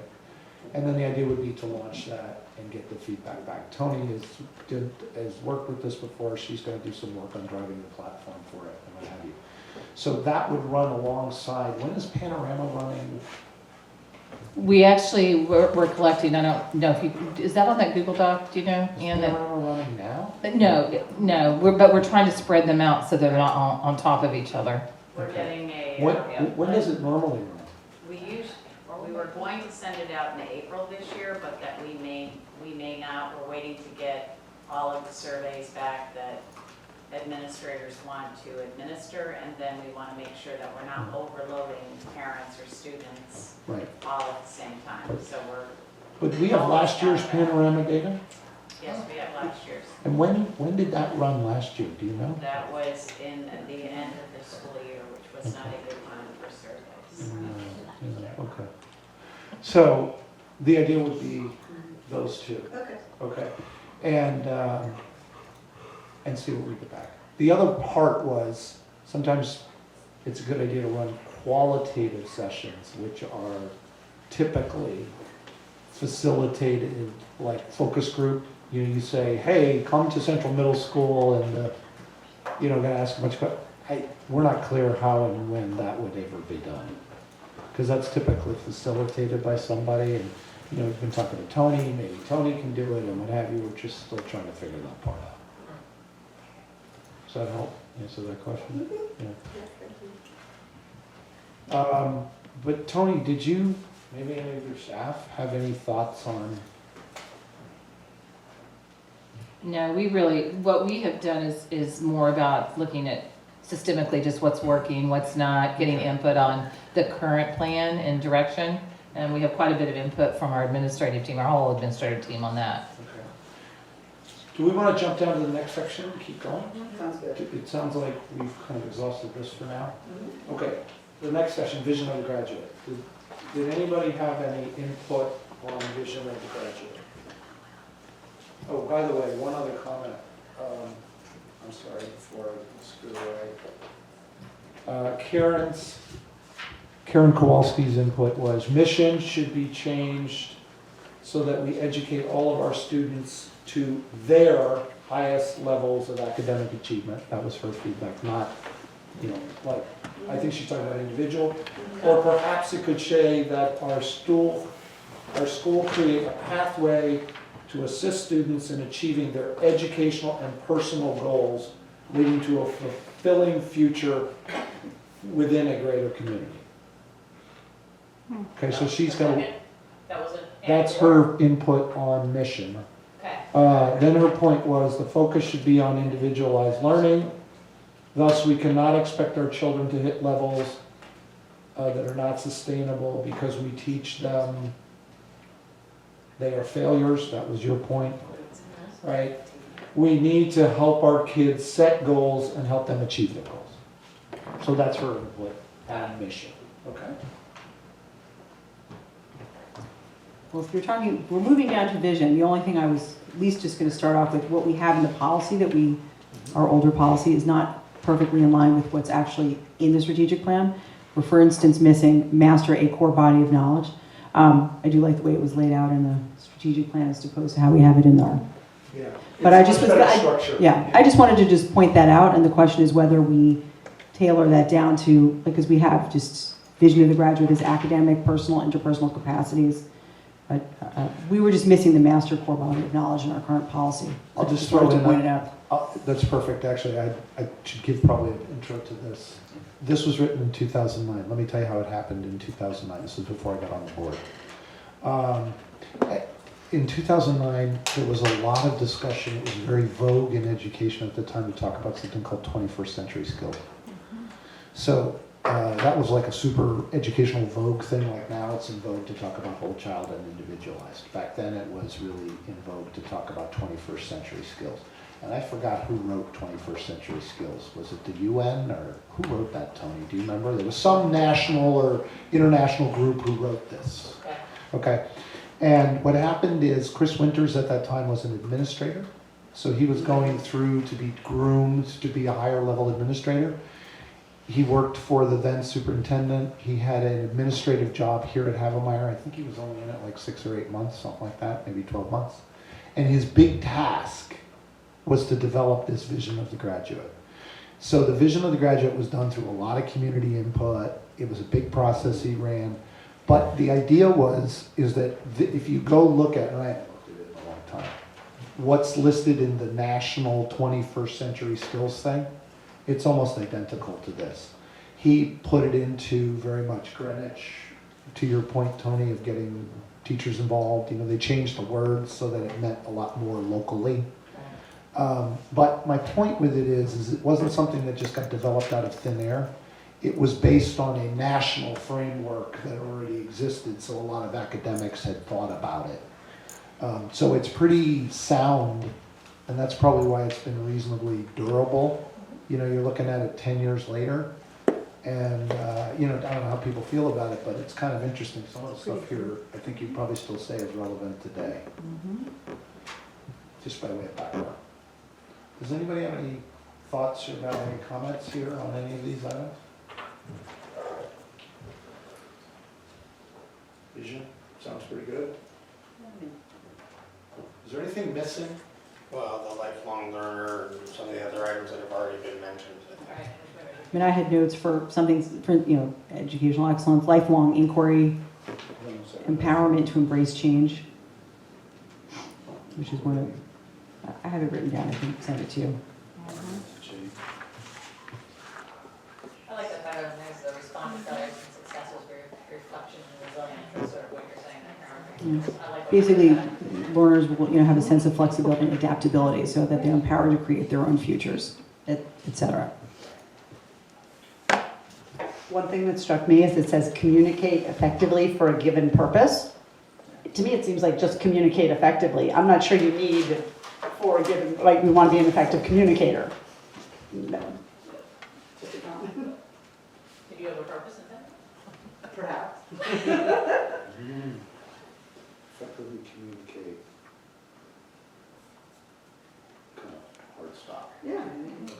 Okay. Anybody? Joe? Tony? No, okay. And I do like the way it's under academic, personal, and interpersonal when you're looking at the document. I think it really helps instead of looking at it like this. Actually.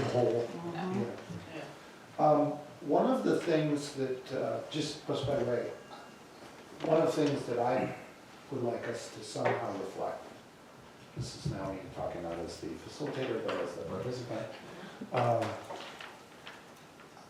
Gaetan used to talk about this idea of resilience. And Gaetan, if you know Gaetan, she's a really good thinker. Sometimes she's almost like 5 steps ahead, or the big brain is really going, and I sometimes find I have to struggle to catch up to what's in her head. But I think she really hit on something with the resilience. And one of the things, if you don't have a kid in high school, you've probably encountered this. And I don't know whether this is a school system thing or it's a societal thing, I don't know.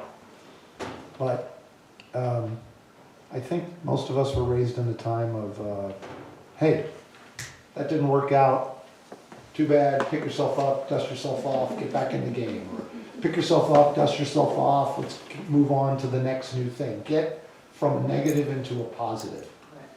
And I think what you will find, and I know this is true at Greenwich High School, there are a lot of kids who are struggling. They feel pressure for performance, and they encounter setbacks.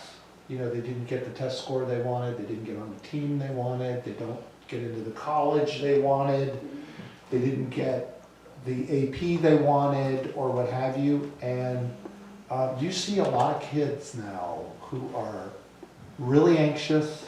Sometimes they get stuck. They're not real good at picking themselves, what we used to call pick yourself up, dust yourself off, and get back in the game. There's some kids who do that, and then there's some kids who don't. And the whole time I've been on the board, if I have to hear one more administrator come in and talk about increases in anxiety, I think I'm gonna, amongst kids, they all talk about it. They talk about, if you talk to clinicians, they talk about the higher incidence of depression, more kids in Greenwich going into therapy, because we're an affluent community, so parents can afford that, so it happens. Kids taking prescription drugs as a result, or self-medicating. I think I'd like to see us focus as part of this more, in a more prominent way, on this idea of resilience.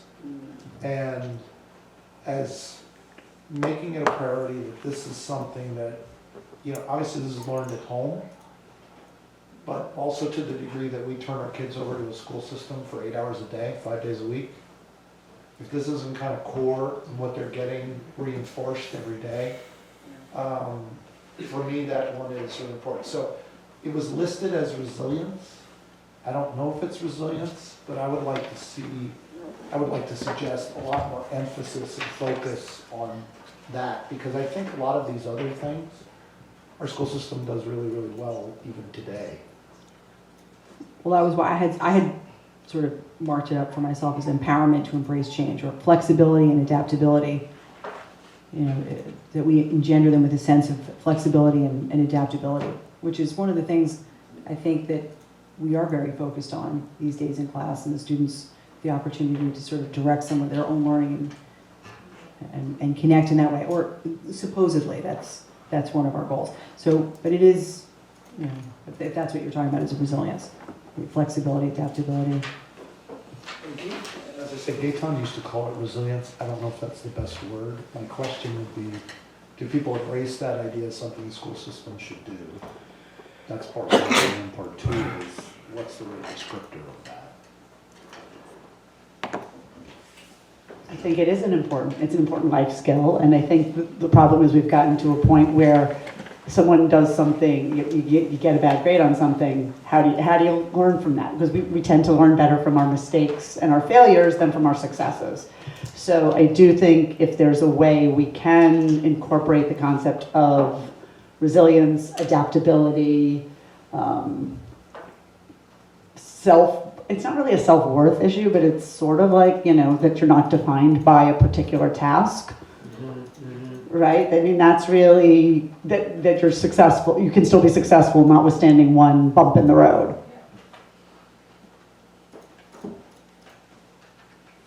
John, looking for you to dive in as the guy who has developed these incredible teams of kids. I can't help, I'll be honest with you, I can't help going with what Tony had said. When I read this for the first time, when it got sent to me, I'm going to be perfectly honest. BS, right through the whole thing, all right? The whole thing had to be condensed into maybe a tenth of what's being presented here. So I can't support something like this because I would read this stuff and I'm like, I can't do this. So if you want to catch phrases that can consolidate all the things you're saying and bring them into only a half a page, then maybe I'm on board for sort of going with us. But for what I'm thinking, we're gonna come up with a product that's just like this product that nobody reads and just gets passed on through, and just, let's see what the next board's gonna put out there, same length, same thing. Condense it, sharpen it up, make it something that's gonna excite people, and then you'll have something that's doable. Doing the same thing again and again, what's here, I can't be on board for this, so I'll sit and watch, but I can't be on board. Let's not worry about what the structure of the end product is, Joe. I think at this stage we're asking, let's just agree for a moment this whole thing gets condensed to half a page. Okay, Joe Kelly condenses it down to a half a page. What I'd love to hear out of you, which would be hugely helpful, is what are the words that are in that half page? What are the ideas that are in that half page that gets you, quote, excited? It's not from us. I know, but I'm interested in your opinion. But it's not from I'm us. interested We in your have to get opinion. it. We have to get people who will give us the students that are going through this, the administrators, the teachers, the people that are living this on a more aggressive basis than we are, that they can be on board with it, they can be behind it, and they can support it, and they can proudly display the mission statement. That's who we have to hear from, instead of us just going over old ideas and a story about Chris Winters 25 years ago about something that he went on. It doesn't matter. What matters is going on now. Joe, let me ask you a question. You're sitting at this table. Correct. Okay, you are the representative of 9,000 kids and their parents. I understand the that is position. hold on one second. Let me just finish. Okay. That is your job. Right. Okay, your other job is to represent the 60,000 people of Greenwich. That's your job. That's my job. That's everybody else's job here. Once again, I understand our job. I'm interested in you representing those people. What do you think Greenwich Public Schools should do? I hear what you're saying. What's You're your trying to draw me answer? into your discussion. What's your answer? You're trying to draw me into your discussion. Yes. I'm holding back from your discussion, politely sitting here. You keep trying to draw me into it because I have a totally different concept of presentation than you have. Okay, fine. Fine. Okay. Anybody else? Vision of the graduate. Do you want to shrink it? Yes. Okay, how do you want to shrink it? Less words. I understand that. Right. Both less words spoken and less words presented. Well, I was going to say, we say, we move downward, we have the academic, personal, interpersonal goals, and then you just have, instead of the descriptors or things, very simple bullet points as to what it is, What are we, so my question is, are we, there's, I think 13 here, right? 1, 2, 3, whatever, there are 13. Should there be fewer? Okay. Personally, I want 97 of them, so let's just keep adding. There's actually 5. I'm joking. 14. There's 14 when you go look at the actual document. So the first one is, I know how to question, I know how to interpret, I know how to problem solve, I know how to communicate, I know how to advocate, I know how to generate products, I know how to collaborate, I know how to contribute. I think Wait, so, by the way, there's some in here we should ditch? I think generating innovative, creative ideas, perhaps that's really part of asking questions. Okay. If our goal is to do a little streamlining, Yes. it would seem to me that generating ideas Could be a question. could be questioning, could be problem solving. Right. Could kind of fall under one Those of could those fit two. together. Or Okay. curiosity, like level of learning, or all sorts So of. that's- Did you move down to the beliefs? Which ones would you consolidate? By the way, I love consolidate. Give me some suggestions of what to do. And see, like collaborating with others to provide a unified work and or heightened understanding. We're back to collaborate with others. Kind of, it doesn't have to be, I'm okay with it. right, it's kind of like. When you're taking that, Peter, These are just ideas. leadership's missing. There's actually nothing in here about leadership. Mhm. I was thinking about, Joe, I know you don't want to engage in the wordsmithing of the document. I totally get it, trust me. But I kept coming back to, what are the things you were trying to instill in the athletes as you're one of the few no-cut teams at the high school, you worked with them for years. What are the things you're trying to instill in each student? We would want to hear from the coaches and the teachers and the administrators. That's, I think, the feedback we want to get so that this actually resonates with people. It's sort of it's based on buy-in. where you want to, if you get them to tell you, or you convince them to tell you what you want to put together as far as the mission statement goes, they own that statement.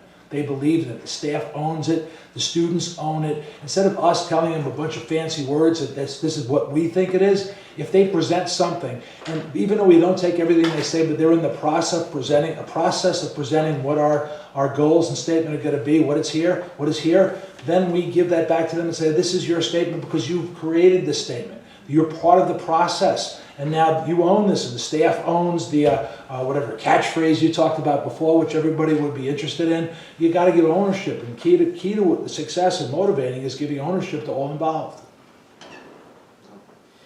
Stakeholder feedback is going to be very important as this goes along. But I think what we're trying to do is we're trying to take a snapshot of what already exists and see where we think it could be better, and then once that feedback comes in, we keep it on. Joe, I'm with you. Okay, I've worked in 10,000 person companies. I will promise you, they do not build a mission statement by asking 10,000 people what they think. Okay, some companies may do that. I don't know where you've worked. Okay, they don't go out and say, let's just wait to see what we hear from 10,000 people and then try to coalesce it. You know what they do? They put their top people in a room, and they also have focus groups that are input to that. All right. Now, they also kind of know what an organization does. I don't know where you were before, a big bank. Trust me, there was a culture to that bank, and there was a vision to that bank, and it all existed before. What we're just trying to do here is, around the table, use this group to get input. If you don't want to participate in the process, that's totally up to you. Any other comments here? Consolidate. Right? I think that's the general point of view. Okay. And candidly, Tony, this is an area where I would like to get this specifically, like to get a teacher group who are educating kids to take a whack at consolidating. Okay. But it's different, and then if they have something they think is like desperately missing, what I found was interesting about this is what happened when this thing got into the wild? This was developed by boards based upon a Joe process, a Chris Winters, get thousands of people in a room and take input and distill it. What was interesting to me is when it's got handed back to administrators, you will not see mission in any building. You'll see this vision of the graduate plastered on every wall in the building. You don't see our values published anywhere in the district. So it was kind of interesting to see when it got into the wild what the teachers and principals used. I don't know how that happened. I don't know if that was a principal who a superintendent who declared that or what have you.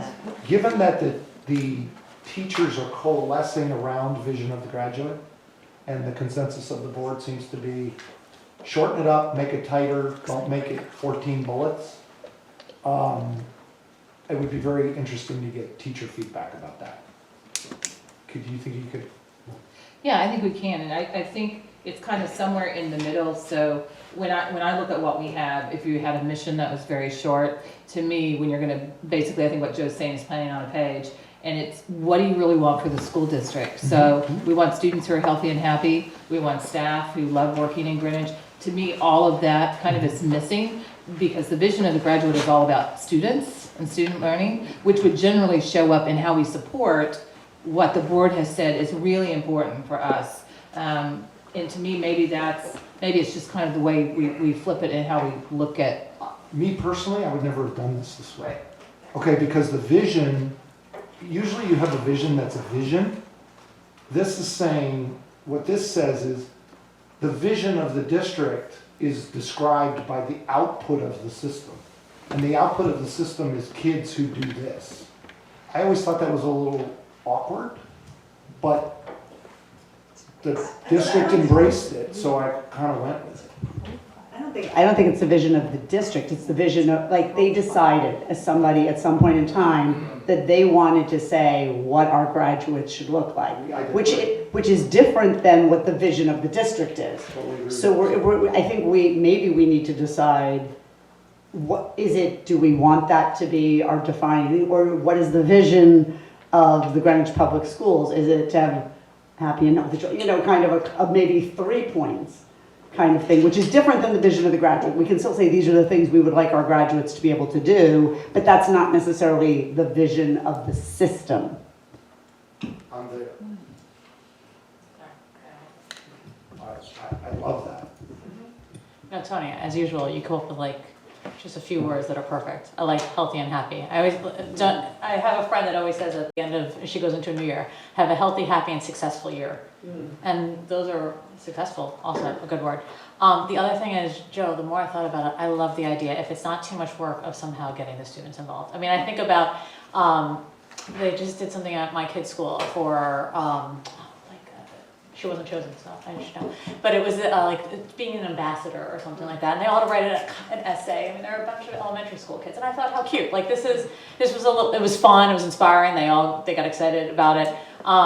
So, I mean, if you do it at every level. I mean, obviously the elementary school kids are not going to, I don't know, maybe they will come up with the best mission. But, it would be great if we could do something fun like that. But I don't want to create work, so. I might say, just literally within the last couple of years, we was involved in something like that, and we actually had some parent volunteers to help that went out to like all the 5th grade, because they love, their leaders and they want to be articulate, and it was all to get input on strategic planning, and it was actually for the town, not just the schools, but I mean, I think we could actually train some probably parent volunteers, PTA, that would love to get to go out, and it literally doesn't take a tremendous amount of time. You're talking about a session with the students, but you get really good information because they're very honest. Then we become transparent in the formation of our statements here. We say everyone had the input on it. We had the 5th grader who gave this little blip there. We have the high school senior who gave this little blip there, and this administrator, this teacher who gave that. So it all comes together with saying giving ownership to people within our community who actually function within the community, and then they own the statement instead of just a bunch of blah blah blahs created by somehow past time. Well, I mean, again, I think some of that work can be started through surveys, like it's sent to everybody. What are your top 3 words that you think of when you think of our schools, or the top 3 things you want to see our schools achieve, whatever it may be? You get those 3 words back, they categorize, under whatever, I don't want to use a word, and then you can go back out and get. Let me call the question, because this is the more important question. This would be the more important question. So, is there a consensus to scrap vision of the graduate as our district's vision and create a vision that's the district's vision? Somebody else can use this somewhere else if they want, but it's not the district vision. The vision of the graduate is not the right description of the district's vision. Because, by the way, I think that I'm not used to a vision that is like this. This always bothered me when this got smashed into the thing in a board meeting, because to your point, it's a vision of the output of the organization. It's not the vision of the organization itself. Oh, but it's the end goal. But that's a different, it's a goal, not But my point is, it can be tailored, but to be fair, I think the words vision of the graduate are so ingrained within how we do everything here. It's just how we redefine it, but I don't think that scrapping vision of the graduate. Well, I'm saying coming up with a new one. Coming up with a completely new one, green field. Just take vision of the graduate, because it's going to set it on the side. Well, we can still use it, but not necessarily in a different way. I'm not there yet, and I'll tell you why. This is one of the few things that's K-12 in this district, right? As we look at our elementary school, all the way through high school, these are the skills that we would hope that our teachers are embedding into our students, so that at the time they graduate, they've experienced this, they take this out with them to the world. So I'm not ready to blow this up. I don't want to put it aside. I think it needs tweaking. I completely am on that bandwagon, but I'm not for rewriting this in a way that we've moved so far afield that it doesn't resemble anything else. Yeah, I was just keying off what Kathleen said, which is she's much more comfortable getting this down to 10 or 15 words that are a little bit more clear and simple. So I'm open to any suggestion. Obviously, it's our group's discussion on what makes sense here. And to your point, I think you made the right point. This is a description, not of a vision for the organization itself. It's a vision, you kind of work backwards. You say, this is the vision of the product we put out, therefore that should tell you what our vision is. So, You could change it from vision to, I got a suggestion for profile of graduate. I mean, it is just the idea of what we want to make, how we want the 12 or 13, I guess, 15 years of our students to lead to. And it is important because the end point is to create these incredible human beings that are leaving our system and, good citizens of the world. And it doesn't need to be 18 sentences. It could be 6 different words that are the vision. But to answer, Peter, to answer your observation, maybe I'm a bit of an idiot, but I've got 3 kids who went through the entire school system from kindergarten all the way to graduated. I've got one who's a freshman now, as you guys know. I've coached at the school for 10 years. And this got sent to me this week. This is the first I've seen of the vision of the graduate. So I'll tell you, it's in every classroom in the middle schools and the high school. Yeah, it's in every room. But to your point, Joe, I don't think we do enough to talk about it. I don't think the teachers are standing at the beginning of the year with the students and saying, this is the vision of the graduate. These are the things we're going to work on in this room this year. I don't think that happens. I don't think it happens at parent-teacher conferences. Very infrequently. I will tell you that last year we did middle school open house night. One teacher out of my son's entire schedule actually led with something from the vision of the graduate. One. So I think it's something that we should be more outward with. I do believe. Like what Joe said, it's the skills that we feel are necessary, or that our students feel are necessary, our families are, and stakeholders feel are necessary to create these, the next, exactly, the next members of, society. And that's how we tailor it. Communicating the message is key, though. As I said, I say this every time, I might be an idiot, but basically I've never seen this, and so we're not presenting the message. The content of the message is great, obviously. If you read the whole thing, all the words are nice, and point after point after point. Well, that's a good point. Well, that's a good point too. But we're not selling something. You could make the best product in the world, and no one will buy it unless you sell it to them. I'm going to make a t-shirt with this on the back for you. Tony, my question would be, in your observation as the administrators and the teachers, what are they doing with this every day? It's sitting in their classroom, it's postured up on their board. What are they actually doing with this? I mean, my sense is, this is their guide, but I don't know if that's not true. Maybe it's a wrong perception. Well, I think that's part of the work that has just started right now, because it's one thing I think a lot of this is happening, absolutely, but what I'm going to call it a grid, that's not the right word, but I don't know what our room was calling it, but on the far left it has, what those skill sets are that we want our kids to graduate with. Over on the right-hand side, it's supposed to have basically those experiences that every third grader is going to have to make sure that we know how we're actually helping students understand how to ask substantive questions. So once we get that work done, I think it's very applicable, because you really have a rubric for teachers to say, how am I teaching this in 4th grade? How am I teaching this? And you're making sure that all the way through the system, every grade level, and that would be something that you would share with parents. Because when you're having a conference, we've talked about XYZ, and maybe we're talking about, I'm just going to use the word resiliency, and we have a little one that's crying every time they look at a math problem that looks challenging, so on that rubric you're able to say, how can we work on this together? But we're not quite there yet in the work, because that piece is just starting with the actual rubric. But I think you're all saying the same thing. I think the planning on a page is really about the district vision. What is it that we want for the entire school district, for leadership, for teachers, and for the children? The vision of the graduate is really our work in the classroom that still doesn't have to go away. I mean, I think you're right, it's all over the district. We can continue to refine it in how we actually teach it to ensure that everybody we really are trying to develop student capacity, in these areas. So I think both of them can work together, because it's really an instructional strategy that generally would fall under the work plan of the district to have healthy, happy kids, and the things that you're telling us that are really important. Well, I will say it kind of goes back to what the curriculum council was doing, where they took the vision of the graduate and they were tailoring it down to a learner characteristic. They took the 18 sentences and made one word for each capacity that they felt that, or characteristic.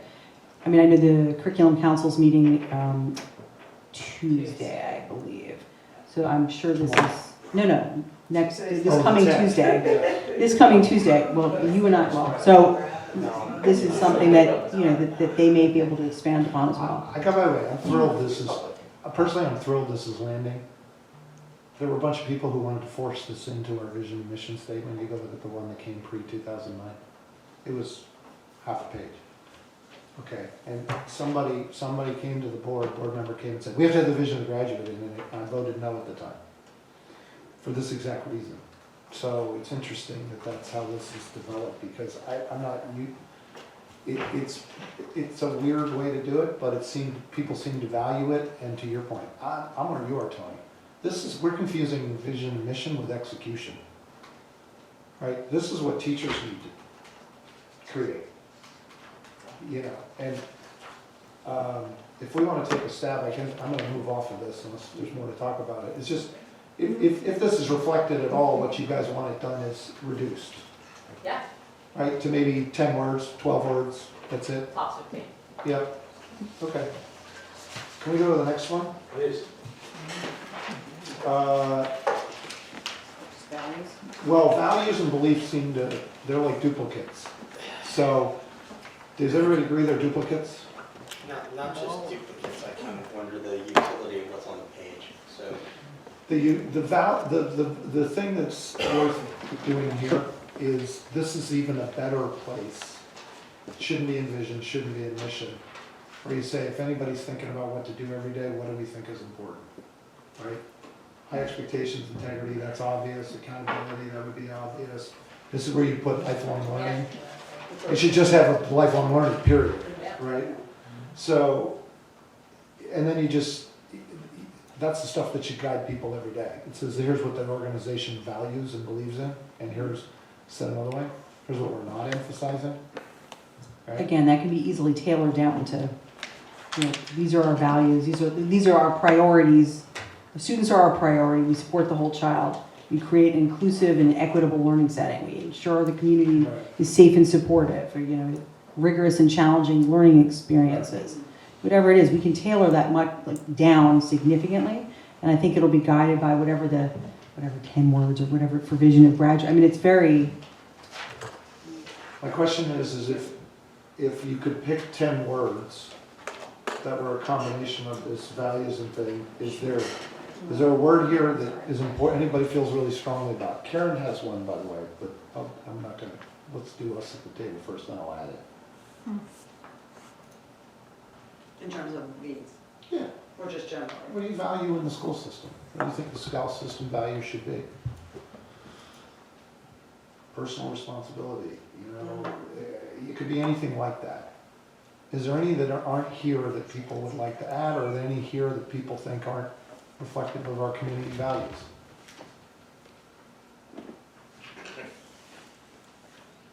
Because by the way, if they're here, then the task is shorter. Because we can extrapolate out from this a set of 10 things we could, bring back to the board. Is there teamwork? Is there something somebody thinks is an important value? It's not here somewhere in this list already. Creating, again, it comes back to making sure that when they leave the nest of our school systems, that they become, success is a weird word because people tie that monetarily, but I don't see it that way, that they grow to their capacities, whatever their interests may be, they become successful, independent, human beings. I don't know what the word is I'm looking for, but it's just making sure that they develop their own interests and capacities to go out into the world. But I do think we also want to include the concept of the comprehensive education, because that's us doing our job, right? I mean, that I think is an essential component. I don't know however it's phrased, but that we've done our job to educate each to their own potential in the time we've had them. Peter, anything? No, I mean, look, it's a comprehensive list. It's boiling it down to what the essential elements are. Kathleen, anything? Same. Maybe after I look at the source and word changes, maybe the same thing, but nobody's add any. Okay. Production. Tony? No, my only question would be on the core values. Are we looking at district core values, or again, we just talking about the students? District. Which would include students. I mean, if you look at the beliefs, they're both, right? If you look at the, yeah, I mean, it's some of the same, but the beliefs really are more geared towards both, talking about effective teachers, talking about the fact that students, educators, and families share responsibility for learning. That just seems common across all of them, and they're the student specifics. It's really what does the organization really value, right? Do you value, I don't know, we value equality, we value diversity, we value equity, we value accountability, we value integrity, students, teachers, everybody, right? We are, at this, there was this deal, quality of, what was the tagline? Excellence, well, that's that high expectations thing, right? And to Joe's point, you can thesaurus this thing to death, but the idea is there any concept here that someone thinks is like really important for the school system to have that isn't here? Well, and that's why I'm just trying to understand what exactly we want in. So things like sustainability in the environment, that's really, I think it's really important, but those sorts of things don't show up. So some of those things could be part of the values of things we want to work on for the next couple of years to enhance in our curriculum and just the way we operate. Yeah, I will tell you, sorry, go ahead, Karen. Oh, no, I was just going to say, kind of the way we sort of moved, I have to go back to academic, personal, and interpersonal with 3 different sections. It's the same way to do this. Students, educators, so that each section of our educational community here has their buy-in that they can stand behind, and it's not necessarily a prescriptive sentence of what we're going to give them, but it's this, I don't know. And to Karen's point drives before, them. Karen, to your point before, we don't have to explain these words. We just have to say these words.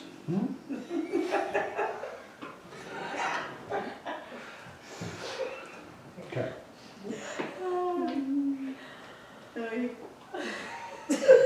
Ha ha ha. You're so funny, Joe. Ha ha ha.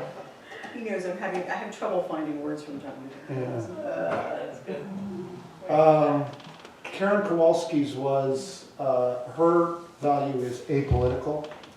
Her point was, the teacher is there to say what they are, but not supposed to impose a point of view.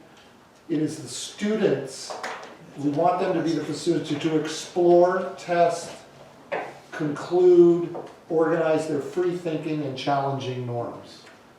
So her point, and I agree with her, is I think we have to say the school system has to be, it has to be a place where not one point of view is correct or not. All points of view are valid. And her point is she thinks that needs to be declarative. As a value. As a value. So I have no problem with saying the free exchange of ideas. We have a very specific policy about that already regarding teachers and personal views in the classroom. I don't know that I'd call that out here as a value of the district. It is a policy of the district. It is not a value. Free thinking is a value, or exchange of ideas is a value. Political view is not a value. No, she's saying the opposite. She's saying if the school system doesn't declare so that teachers understand from the perspective of the board, right? You're saying it's in policy, right? Then why wouldn't it also be a value? Why Because wouldn't it need not to be every that? policy can be a value. Exactly. That's back to That's too the many basis of values. words. Because we're drilling. Would you like to see our policy binder we got today? I've seen it. So I've seen it. I don't think there's I think her point is, I'll let her argue it herself. Her point is, I think she's just trying to say, at the top level, we have to say this is what we value. And what she's saying is, I don't want politics in our schools. But I think that's getting into too many minutes. I think that drills down into too specific a level. When you say I don't want politics in schools, I don't want religion in schools, I don't want, like, it's a slippery slope, right? As opposed to staying on kind of a more macro level about free thinking, open exchange of ideas. Well, that's why I was just Right, saying, talk about it culturing. kind of encompasses all that are, I don't want to use the words like safe space because I think that has its own can of worms, but the concept of really, I think, free exchange of ideas without Kind of in there. judgment. Well, that's what I say, Diversity. cultivate, foster, and thinking process and skills to be analytical and critical, cross-discipline, whatever it is. We're creating the skills for them to be able to make their own. And you're saying Karen should look at the policy, Peter, right? Yeah. It exists already. Oh, gosh, it does exist. And we've argued about that one before too. I don't know. There's a little bit of it here anyway, too. Diversity, turns out it was covered in the 3 pages. So we appreciate, respect, and learn from diverse viewpoints, and we teach our students to do the same.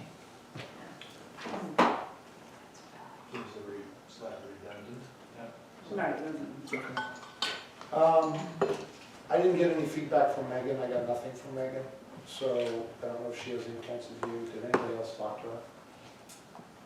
Okay. Do we have, so, anything else here? Okay. Any other feedback input? Going once? Twice? Okay, I think we're done with that. So we're gonna take this, we'll take it to the strategy committee, we'll try to take all these notes, incorporate it all. I don't know how we're gonna draft something different. Definitely maybe we could use some of your folks on PGC to help with that, so we could create something that comes back to the group. And, but we'll sort that. Sounds like something Karen can do. Because she's on both. Yeah, it's on both sides. Look at that, common friend. Tag. All right, fine. Yes, the school wants to. Yes, I The was school gonna wants, say. be here, be Be here, be safe. safe. They go move on, and at Central Middle School, have fun. So they added one? Yeah, Did have we fun. approve that? I don't think so. No, we don't have to do that. Happy, Happy, happy. Exactly. All right, with that, I guess we'll talk again at the April 2nd meeting. Yeah, we're gonna send this back out. That's fine. Because as I was saying in the thing, this isn't really the part of the strategy, it just wasn't something that is needed. No, it's been a decade, so. It's something that's needed. Why couldn't you see it go off on Tuesday? Yeah. Somebody had to walk into the fire. Thank you for doing this. Thank Thanks you. for playing. All right, with that, Mr. Cody, is there anything more to make? I'd like to make a motion to adjourn. Oh, is there a second? There's a second from Ms. Taggy. All those in favor of adjourning? All right, Mr. Sherry, you want to stay on late or you want to adjourn? All right.